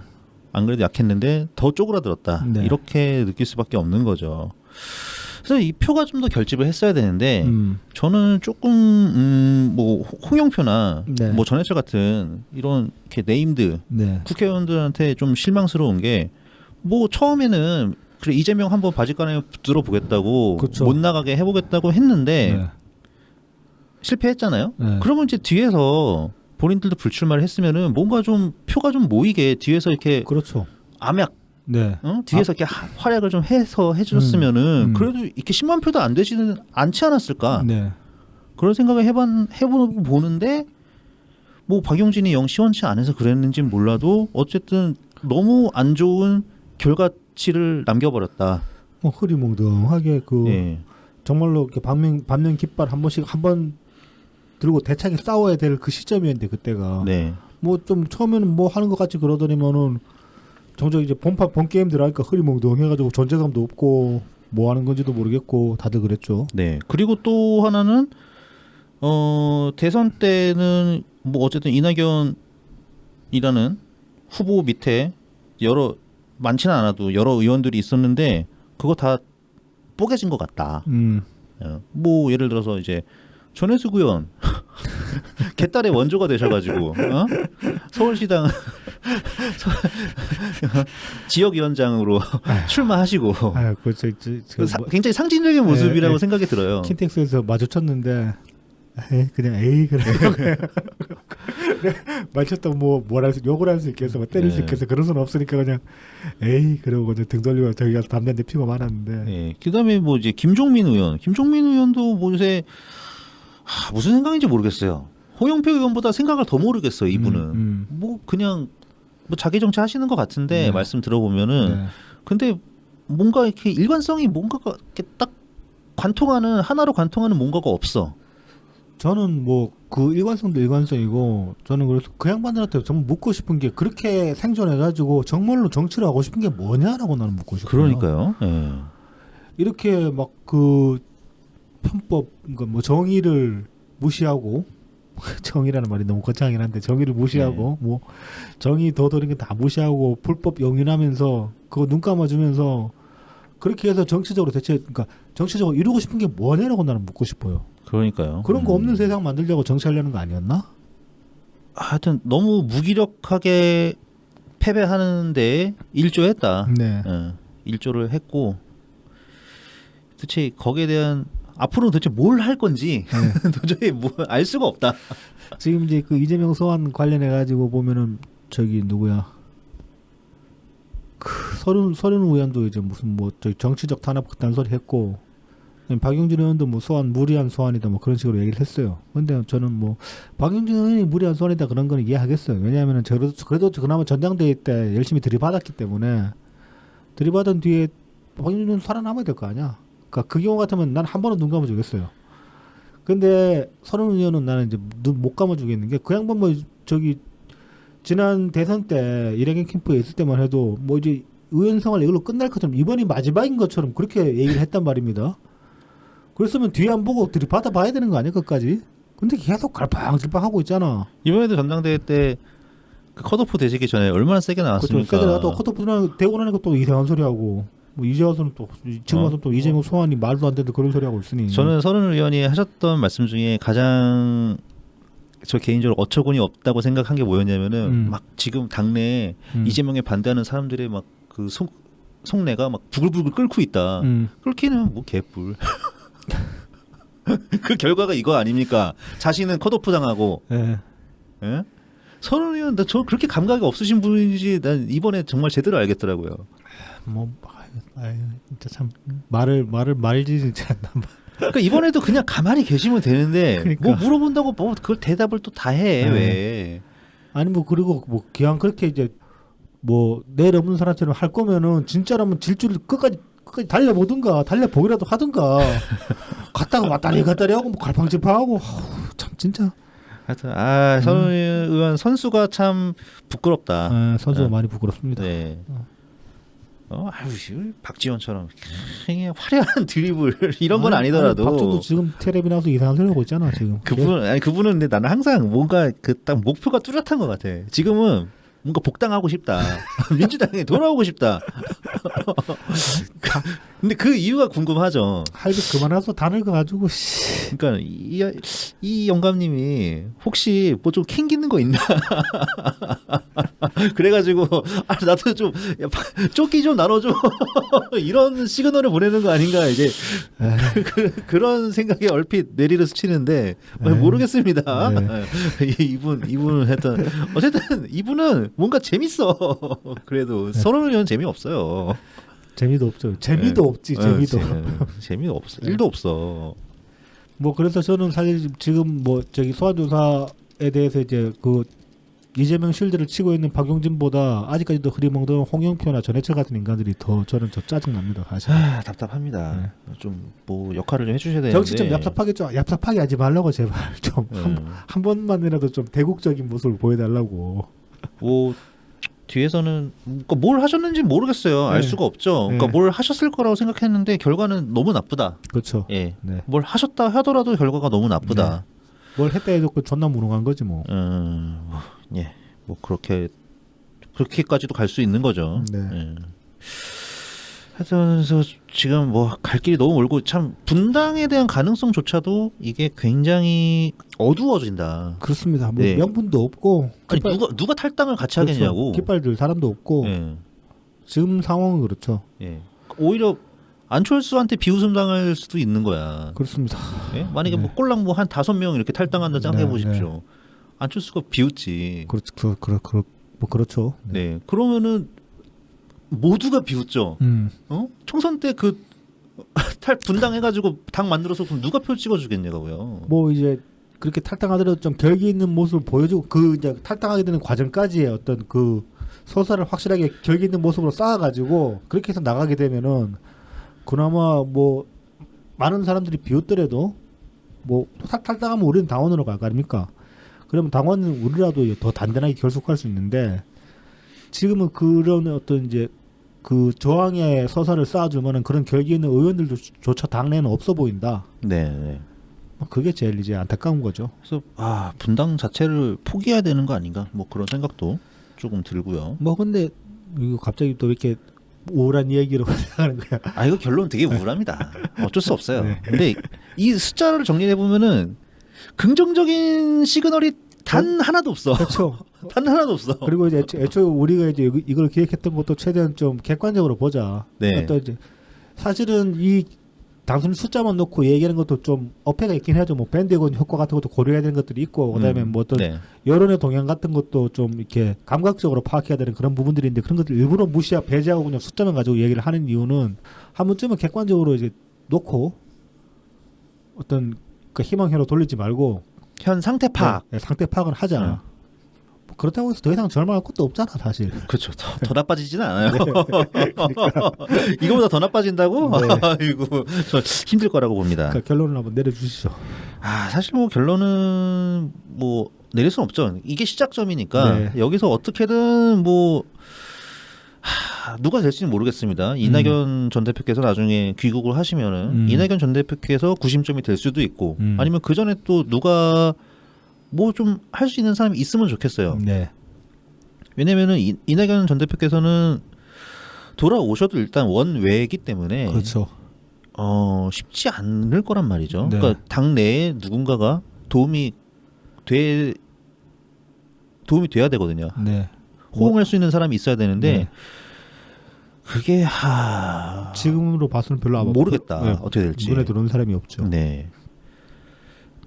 그러니까 뭐 홍영표 의원 같은 사람이 해주면 좋겠는데 이게 지난 대선 경선 때도 홍영표, 김종민 의원이 나중에 들어갔잖아요. 그렇죠. 그 질질 끌다가 나중에 들어갔죠. 뭐 그래서 일찍 들어가 주는 것도 뭐 생각이 있으면 좋았겠지만 뭐 그 점에서는 이제 이낙연 대표를 비판할 지점도 사실은 생기죠. 네, 없진 않죠. 네. 네. 그분들을 모셔와야 되는 입장이었으니까 도와달라고 사실은. 손 네. 내밀면은 도와줄 수도 있잖아요. 그렇죠. 근데 만약에 그거 자체가 없었다고 생각을 네. 하면은 가정한다면은 그렇죠. 그건 좀 잘못됐다. 그렇죠. 이거 좀 거만해 보일 수 있는 그렇죠. 지점이다. 네네. 예. 뭐 밥상 차려준 것만 먹으려고 드냐 그렇게까지 비판할 수 있는 거지. 그렇죠. 예. 그래서 어쨌든 이제 이게 똑같이 재현되면 안 되니까 뭐 홍영표 의원 또는 뭐 다른 뭔가 중심이 될 수 있는 사람들은 네. 당내에서 좀 네. 새싸움 좀 해보고 네. 어쨌든 그 결이 맞는 사람들 그 의견을 좀 모아서 이렇게 자주 뭐 밥을 먹든 뭘 해봐라. 아니 뭐 의원들이 뭐 쿡짝에 맞으면은 뭐 밥도 먹을 수 있고 뭐 그다음에 뭐 그 의원들 좋아하는 그거 있잖아요. 무슨 뭐 모임 만들어가지고 뭐 포럼 같은 거 하잖아. 저는 딴 거보다 그냥 뭐 그 지금 반명이라고 네. 스탠스 서 있는 그 어쩔 수 없이 스탠스 밀려났거나 아니면 그쪽 스탠스에 서 있는 의원들한테 드리고 싶은 말씀이 뭐 아까 했던 말이기도 하지만은 그냥 초심을 한번 생각해봤으면 좋겠어요. 당신들도 요새 정치 왜 하려고 했는지. 네네. 저런 새끼 당 대표 되는 꼬라지 보고 저런 거 막으려고 정치한 거 아니에요? 저런 새끼가 권력 못 잡겠려고 정치하려고 정치 시작한 거 아니냐고. 그 초심을 다 까먹고 지금 뭘 얻겠다고 그러고 있는지 한번 좀 생각해봤으면 좋겠어요. 그러니까 당내 싸움을 제대로 안 해봤어. 당신들 다 존나 잘난 사람들이잖아. 나보다 생각한 수만 배는 더 깊을 거고 존나 철학적일 거 아니야. 에휴, 참 한심합니다. 예. 그다음에 이제 뭐 저희 청취자분들이 될 수도 있고 네. 아직 안 듣고 계시는 분들이 될 수도 있지만 네. 그냥 대충 이제 문파라고 하겠습니다. 네. 문파라고 하겠는데 전당대회 끝나고 나서 이제 투표율에다가 이재명 그 득표율을 곱하면은 28% 되거든. 그러면서 좀 놀렸단 말이에요. 네네. 이 새끼 뭐 얼마 받지도 않았다고. 네네. 근데 이거 이러면 정신 승리입니다 이거. 그렇죠. 정신승리고 억가죠 사실은. 예.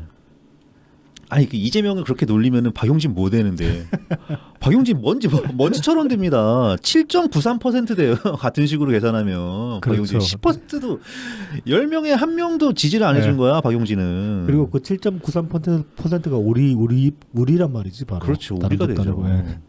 진짜 한 점 되는 거지. 아 진짜 제대로 한 점 되는 거죠. 이게 그 옛날에 이제 이명박 당선됐을 때만 그런 걸로 이제 놀리고 그랬었거든. 그렇죠. 이제 근데 그 이명박은 좀 의미가 있었어요. 왜냐면은 뭐 언론이 설레발을 너무 쳤거든. 네. 막 과반의 선택을 받은 대통령 네, 뭐 이런 네, 식으로 네, 했는데 따지고 보면은 노무현 대통령 때보다 투표율도 낮고 득표율도 훨씬 득표율도 낮았- 낮았기 때문에 득표 수가 훨씬 낮지. 득표율이 아니고 득표 수가 낮은 거지. 득표수가 낮기 때문에 네. 이게 노무현 대통령보다 못한 게 당선된 거거든 그렇죠. 이명박이. 네. 그런데도 언론이 너무 설레발을 쳤기 때문에 그거는 좀 받아쳐줄 필요가 있었죠. 그렇죠. 하지만 이제 박근혜는 그렇게 놀리면 안 됐었는데 네. 박근혜가 된 충격이 너무 커서 박근혜도 사실 이런 식으로 좀 놀렸었단 말입니다. 네네. 그거를 좀 못 벗어난 것 같다. 그때 관성을. 정신승리는 그 잠깐의 정신 건강에만 도움되지 장기적으로 보면 건강에 도움이 되지 않습니다. 그리고 그게 굳어지면은 네. 또 자꾸 이 투표 조작이다 이런 얘기가 나오는 그렇죠. 겁니다. 네, 현실 부정하게 되는 거죠. 근데 아직 투표가 조작이 이번 전당대회가 조작이라고 할 근거는 한없이 아직 모자란 상태입니다. 네. 없다고 뭐 사실 없다고 봐야 됩니다. 네, 거의 없다고 봐야 되고요. 네. 그냥 이재명한테 긍정적인 것만 이렇게 딱 모아서 봐도 충분히 합리적으로 설명이 될 수 있어요. 그냥 이 새끼들 다 털바지 새끼들이네. 그렇죠. 이렇게 하면은 그렇죠. 이게 설명이 됩니다. 당이 털바들에게 장악당했거나 네. 뭐 그건 충분하지 뭐 사실. 설명이 됩니다. 이게 네. 충분히 조작 같은 거 안 해도 네. 된다. 차라리 김어준한테 뭐 민주당에 돈이 얼마나 들어갔냐 이런 거 캐보는 게 더 바람직할 수도 있어요. 네. 어쨌든 네, 뭐 결론은 딱히 없습니다. 이게 시작점이니까 여기서부터 어떻게 더 이재명을 몰아낼 수 있는 긍정적인 네. 힘을 그리고 네. 이재명이 만약에 하나 지금 찍어져 나간다고 해도 그 다음 털바가 당권을 잡을 거거든요. 그렇죠. 우리 또 그거 막아야 될 거 네. 아닙니까? 어차피 김어준이랑 이동영 몰아내지 못하면은 이재명 죽인다고 끝날 일이 아니죠. 네, 몇 번 뭐 누차 말씀드리는 거지만은 네. 뭐 예를 들어서 막 정청래가 그 잡을 수도 있거든. 지금 정청래 그런 그 속마음을 드릉드릉 하고 있는 거 아니냐. 뭐 벌써부터 그렇게 보시는 분들도 있더라고요. 그렇죠. 수석 최고위원 자리니까요.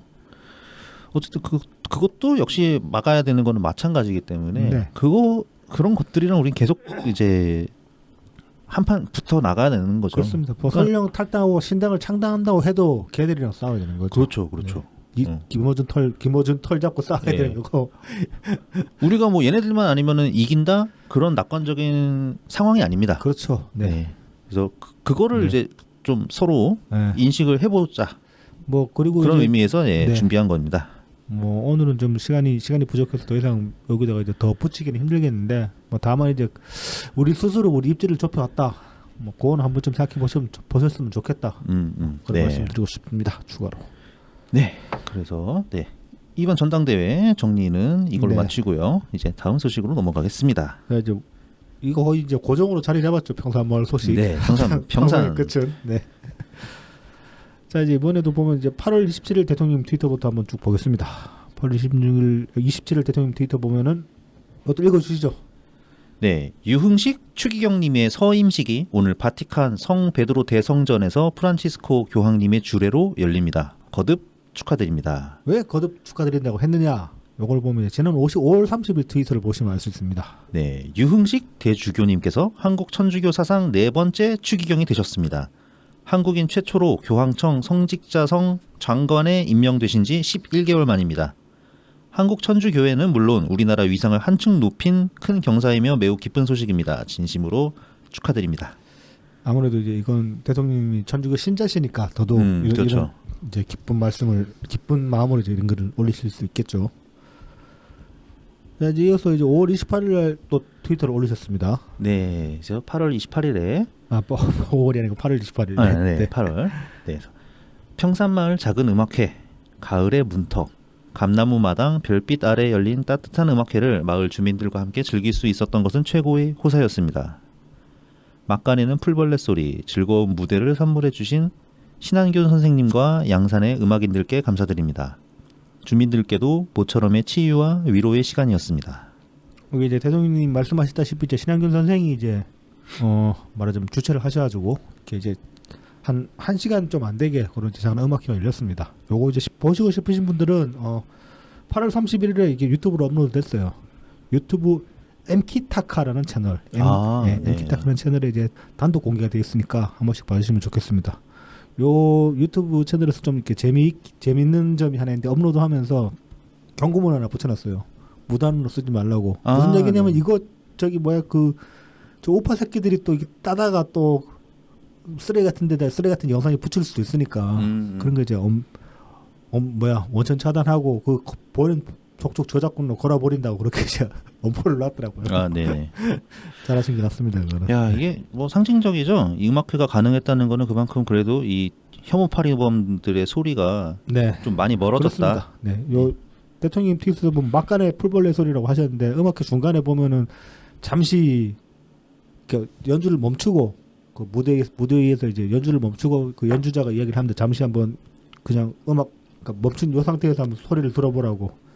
그럼 정말 이제 그 조용한 시골 소리만 들리거든요. 네. 정말 오랜만인 거죠. 상당히 뜻깊었다. 그래서 네. 그 당연한 소리를 그렇죠. 못 듣고 있었다. 그렇죠. 원래 대통령님 이런 것 때문에 시골 내려가서 사시는 건데 썩을 놈들이. 자, 이제 이어서 8월 28일날에 신한균 도의가님이 이제 페북에 글을 하나 올리셨는데 여기 이제 내용이 뭐냐면은 욕설 시위 때문에 평산마을 대파 농사가 이제 엉망이 되었다. 요 소식을 이제 8월 19일날 전하셨단 말이죠. 네네. 그랬더니 사람들이 이제 대파 사겠다고 연락이 엄청 들어갔어요. 실제로. 근데 이제 이 농가 측이 말씀하시기를 이렇게 대파가 택배로 보내게 되면은 이렇게 품질이 떨어진답니다. 하루 만에 가지도 않을 거고. 그다음에 일단 포장도 박스로 그렇게 할 수도 없잖아요. 대파 길이도 길고 하니까 이렇게 마땅히 포장하기도 힘들고 그다음에 배송 기간도 걸리고 하다 보니까 그 택배로 사면은 별로 품질 떨어져 가지고 이걸 택배로 팔기는 힘들다라는 그런 입장을 내셨어요. 근데 그 뒤에 사람들이 그 이제 택배로 못 산다는 소식을 전하고 나니까 평산에 직접 찾아와서 대파를 사는 사람들이 이제 늘어났다는 겁니다. 갑자기. 다들 하시는 말씀이 그 대통령님 지키느라 마을 주민분들이 고생하신다. 그렇게 이제 말씀을 전하시면서 대파를 다 사가지고 지금은 품절됐다고 합니다. 네. 그래서 이제 이 신한균 도의가님도 이제 좀 왕창 사다가 자기 집 텃밭에다 좀 심어놓고 이제 뽑아다 먹는 걸로 이제 그렇게 하고 계시고 대통령님 사저에서도 엄청 사갔대요 이거 지금. 네. 그렇구나. 그렇다고 합니다. 그래서 이제 파는 다 전량 품절됐다. 그럼 이제 대통령님이 대파 걱정은 없으시겠어요? 아니 근데 파는 또 이제 또 다시 심을 거니까 뭐 요거 계기로 해가지고 뭐 인근에 사시는 분들이라도 네네. 좀 이 시기 좀 조용해지고 하면은 그 대파 사러 한 번씩 가시고 재수 좋으면 대파 사러 갔다 재수 좋으면 대통령 볼 수도 있잖아. 네. 대파 사러 한 번씩 가보시는 것도 어떨까 하는 생각을 해봅니다. 네. 그다음에 이제 8월 31일 대통령님 트윗을 보면 이제 또 이니템을 하나 소개하셨습니다. 네. 천현우 작가의 쇳밥일지라는 책을 소개하셨는데요. 이거는 한숨과 희망이 교차하는 청년 용접공의 힘겨운 삶의 이야기를 통해 우리가 진짜 들어야 할 이 시대 청년의 목소리를 들을 수 있습니다. 우리 사회의 진짜 모습도요. 재미도 있습니다. 현장 언어를 적절히 구사하는 글솜씨가 놀랍습니다. 요 트윗 보면 이제 첫 운을 띄우시기를 서둘러 소개하고 싶은 책을 만났다. 이거 정말 저도 요 트윗 보니까 대통령이 책 딱 마지막 장 덮으시자마자 그 트윗 올리신 것 같아요. 느낌이. 그러니까 생각 없이 그냥 생각 없이 책을 봤는데 다 보고 났더니 야 이건 소개해야 되겠다 싶어가지고 정말 서둘러 트윗을 올리신 그런 느낌이 들었어요. 그래서 이제 이 쇳밥일지라는 요 책은 이 작가가 경향신문이었나? 경향신문? 주간경향이었나? 아무튼 거기 연재를 냈어요. 장기 연재를 한데 장기 연재한 내용에다가 약간 내용을 추가해가지고 책으로 펴낸 겁니다. 네네. 그래서 이제 작가는 90년생이고 마산 출생이고 거의 이제 뭐 지금까지도 이제 고향에서 계속 살았다고 합니다. 그러면서 이제 전문대를 나왔고 전문대 졸업 이후에 이제 뭐 공장 노동자나 뭐 용접공으로 쭉 살아오다가 책을 써내고 지금은 이제 뭐 미디어 스타트업 하나 창업해가지고 거기서 활동하고 있다고 합니다. 네네. 뭐 이 작가의 이제 스탠스가 뭐 다소 예측하셨다시피 90년생의 노동자 출신 작가라 이러면은 진보 스탠스지 뭐 100%지. 그렇잖아요. 그래서 이제 실제로 이 작가의 정치적 스탠스도 보면 민주당 스탠스는 아니에요. 그래서 이제 그것 때문에 꺼려하시는 분들이 더러 보이던데 저는 한 번쯤 읽어보셨으면 좋겠어요. 네네. 대통령님 지금 뭐 지난주에는 김은책 소개하신 거? 아, 네, 그렇죠. 정치적 스탠스와 관련 없이 그냥 좋은 책이면 다 소개하시잖아요. 우리도 그러면은 좀 오픈 마인드를 사실 그 오픈 마인드를 가져야 됩니다. 왜냐하면 우리는 방송에서도 말씀드렸다시피 영업해야 되는 사람들이기 때문에 사람 가릴 처지가 아니에요. 그렇기도 하고 이런 것도 보면은 이제 보다 더 비판을 잘할 수 있게 될 수도 뭐 있죠. 비판을 잘하게 될 수도 있고 혹은 타인을 또 이해하게 되는 데 도움이 되는 그렇죠, 거죠. 그렇죠. 사실은 비판보다 이해가 필요합니다. 네.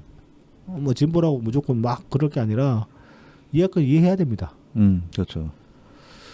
뭐 그런 차원에서라도 뭐 저는 정작 뭐 거지라서 이 책 안 사볼 것 같긴 한데 저는 그 읽을 게 많아요 아직. 지정학의 그 지정학 책 읽어야 되거든요. 네. 이제 한 챕터 2장까지 전진을 했는데 네. 어쨌든 마저 읽어야 되는데 이 책이 좀 어렵더라고요. 그래서 시간이 걸립니다. 소화가 잘 안 돼요. 일단 그냥 꾸역꾸역 읽고 있습니다. 이게 이게 굉장히 뭐라 그래야 되지? 좀 대학 교재 같은 책이에요. 네. 내용이 깊이가 있어요. 이게 지정학이 언제 나왔냐부터 시작해서 그렇게 됩니다. 그럴만하지. 네. 멋있는 책이더라고요. 아무튼 뭐 대통령 추천하신 책이니까 그래도 네. 이것도 좀 팔리는 모습을 보여야지 대통령 면이 삽니다. 이거 좀 안 그래도 요 관련해 가지고 조선일보 기사 보면은 이 책 소개 트윗 가지고 기사가 나온 게 있거든요. 보면 기사 말미에 뭐라고 되어 있냐면은 문재인 대통령은 퇴임 이후 지금까지 무슨 책 그 추천하신 책 있잖아요. 네. 쭉 나열해 놓고 이 책 다 베스트셀러 됐다 이렇게 기사가 나왔단 말이야. 그러면 어쩔 수 없어. 대통령이 면 세워드리려면 이 책도 많이 팔아줘야 돼. 아니죠. 뭐 나중에 혹시 안 팔리는 책이 있더라도 그거는 대통령 탓이 아니지. 그 작가가 책을 못 쓴 거지 뭘. 다 되는데 왜 네 책만 안 되냐? 아니야 대통령님 추천이면 못 썼다고 할 수는 없지. 대통령 추천 책인데 그 책이 못 쓴 책이다 그러면 대통령님이 글 보는 안목이 안 좋다는 얘기가 돼버리는데. 아니 그 흥행성에 대해서는 잘못 보실 수도 있죠. 자 이제 이어서 지도부 평산마을 방문 뭐 짧게 뭐 이것도 길게 얘기할 것도 없다 사실. 그렇죠. 근데 이제 이 현근택 네. 이런 애들 때문에 뭐 대통령님께서 명문정당 말씀하신 것처럼. 근데 뭐 제가 한 가지는 실드 쳐주겠습니다. 기자들이 제목을 낚시성으로 했어. 네. 주어 처리를 제대로 안 하고 처음에 이제 문재인 대통령이 이제 지지층이 뭐 다르지 않아 뭐 그런 거 하고서 네. 그 다음에 바로 뭐 명문정당 어쩌고 네. 그러니까 점점점 하고서 그렇죠. 또 이제 네. 격다운표 해가지고 명문정당 얘기가 나온단 말이에요. 네, 네. 그렇게 해놓으면은 마치 그 제목만 보면은 문재인 대통령께서 하신 것 같은 착각이 든단 말이죠. 하지만 방송에 나서 그 말하는 입장인 사람이 그 헤드라인만 읽고 그렇게 얘기하면 안 되죠. 그건 또 그렇네. 네. 실패네. 그래. 현근택 씨 정말 변호사인데 뭐 주어도 못 찾고 방송을 좀 성실하게 합시다. 게다가 그 박성준 대변인이 제대로 다 얘기했더만 최고위원 중 한 사람이 네. 그런 얘기를 했다. 네. 그렇게 다 빠짐없이 다 얘기했는데 뭘 대통령님께서 하신 것 마냥 그 트윗 지웠나? 아직 안 지웠나? 모르겠어요. 예, 그리고 모르겠습니다. 좀 웃기는 게 이 다음 날 민주당 그 공식 계정에서 그 방문 영상을 공개를 그러니까 회담 영상을 공개를 했는데 노 사운드로. 그러게 그 테이블에 마이크까지 놔뒀던데. 네, 그러니까 왜 노 사운드를 했지? 그러니까요. 대통령님이 뭔가 좀 이렇게 맞는 말씀을 많이 하셨나, 뼈 때리는 말씀을 많이 하셨나, 그러지 말라고. 근데 참 되게 일단 웃깁니다. 네. 왜냐면은 이 당 지도부가 생겨가지고 일단 누가 봐도 이재명 지도부잖아요. 네. 이재명부터 최고위원들까지 이재명 아닌 사람이 한 명도 없잖아.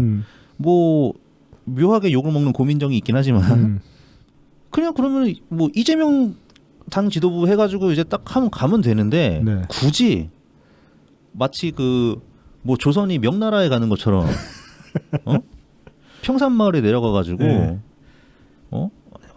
친문 우리 친문입니다. 네. 막 이런 얘기를 굳이 해야 된다는 이게 오히려 반문이란 얘기 아닙니까 얘네들이. 그렇죠. 캥기는 게 있으니까 예. 그러는 거지.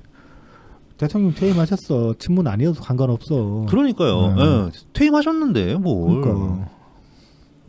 되게 자신감이 없다. 거기다가 난 현장에서 무슨 대통령이 무슨 말씀하셨길래 노 사운드로 그걸 그러지 참.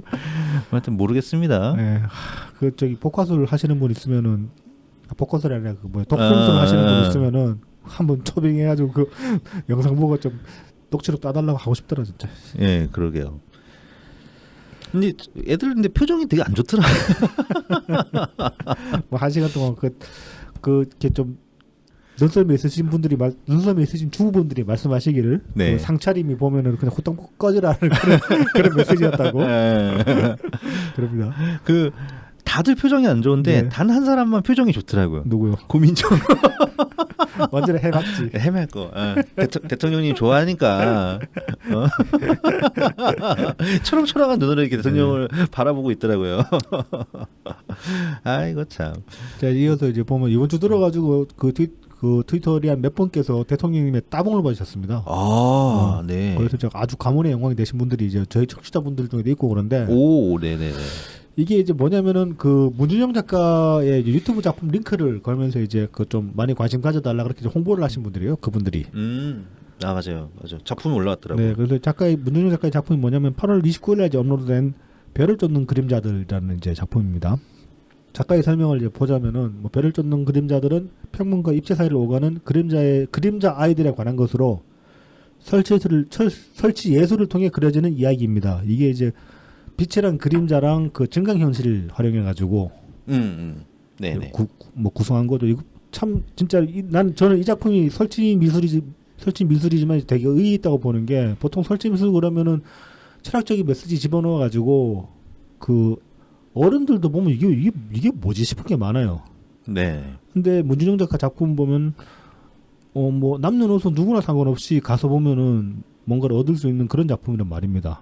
애들도 되게 신기하면서 보기 좋고 보면은. 네, 맞아요.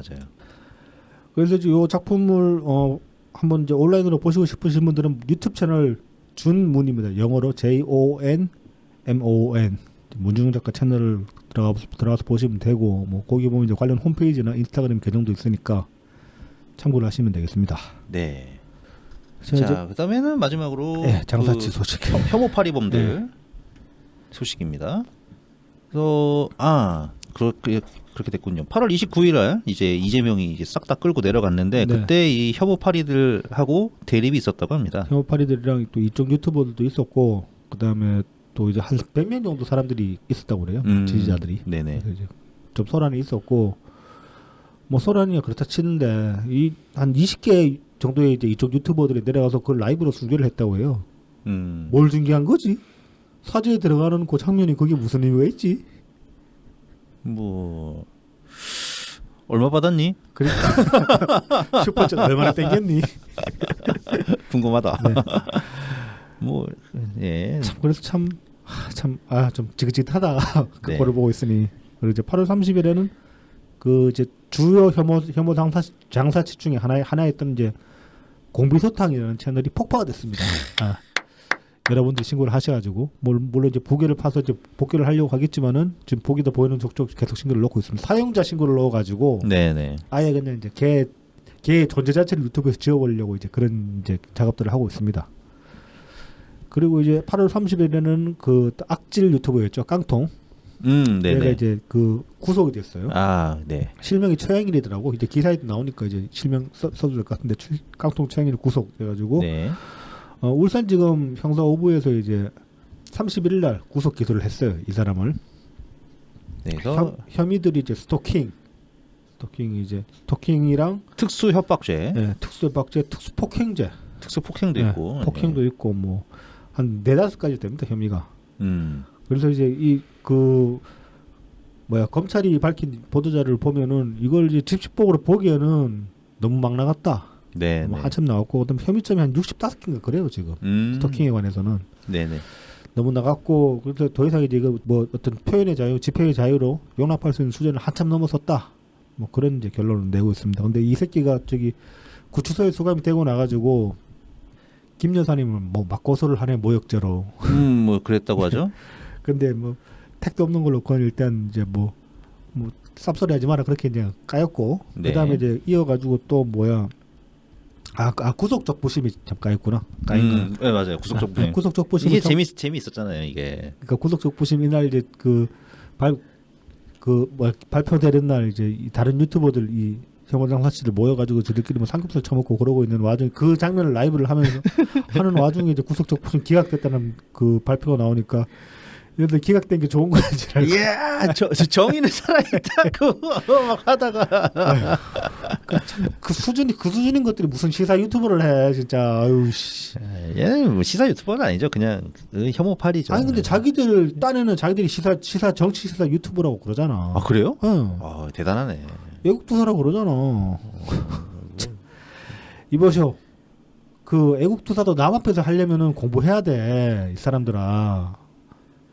좀 최소한의 상식은 갖고 상식 수준은 좀 막 갖추고 하라고 하더라도 아유 씨.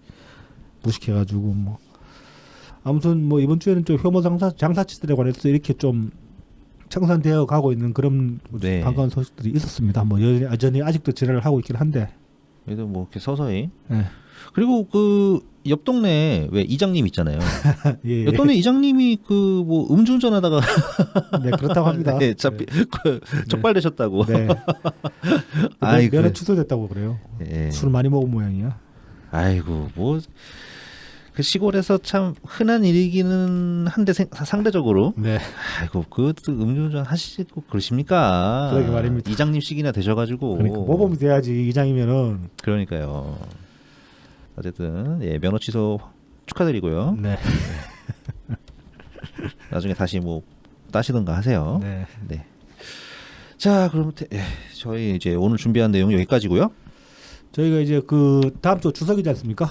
네. 다음 주 주말이 추석이다 보니까 이제 다음 주는 저희가 녹음하기가 좀 일정이 안 맞아가지고 다음 주는 한 주 쉬는 걸로. 네. 네. 다음 주에 한 주 쉬겠습니다. 네. 그래서 추석 인사 미리 드려야겠네. 해피 추석 하십시오.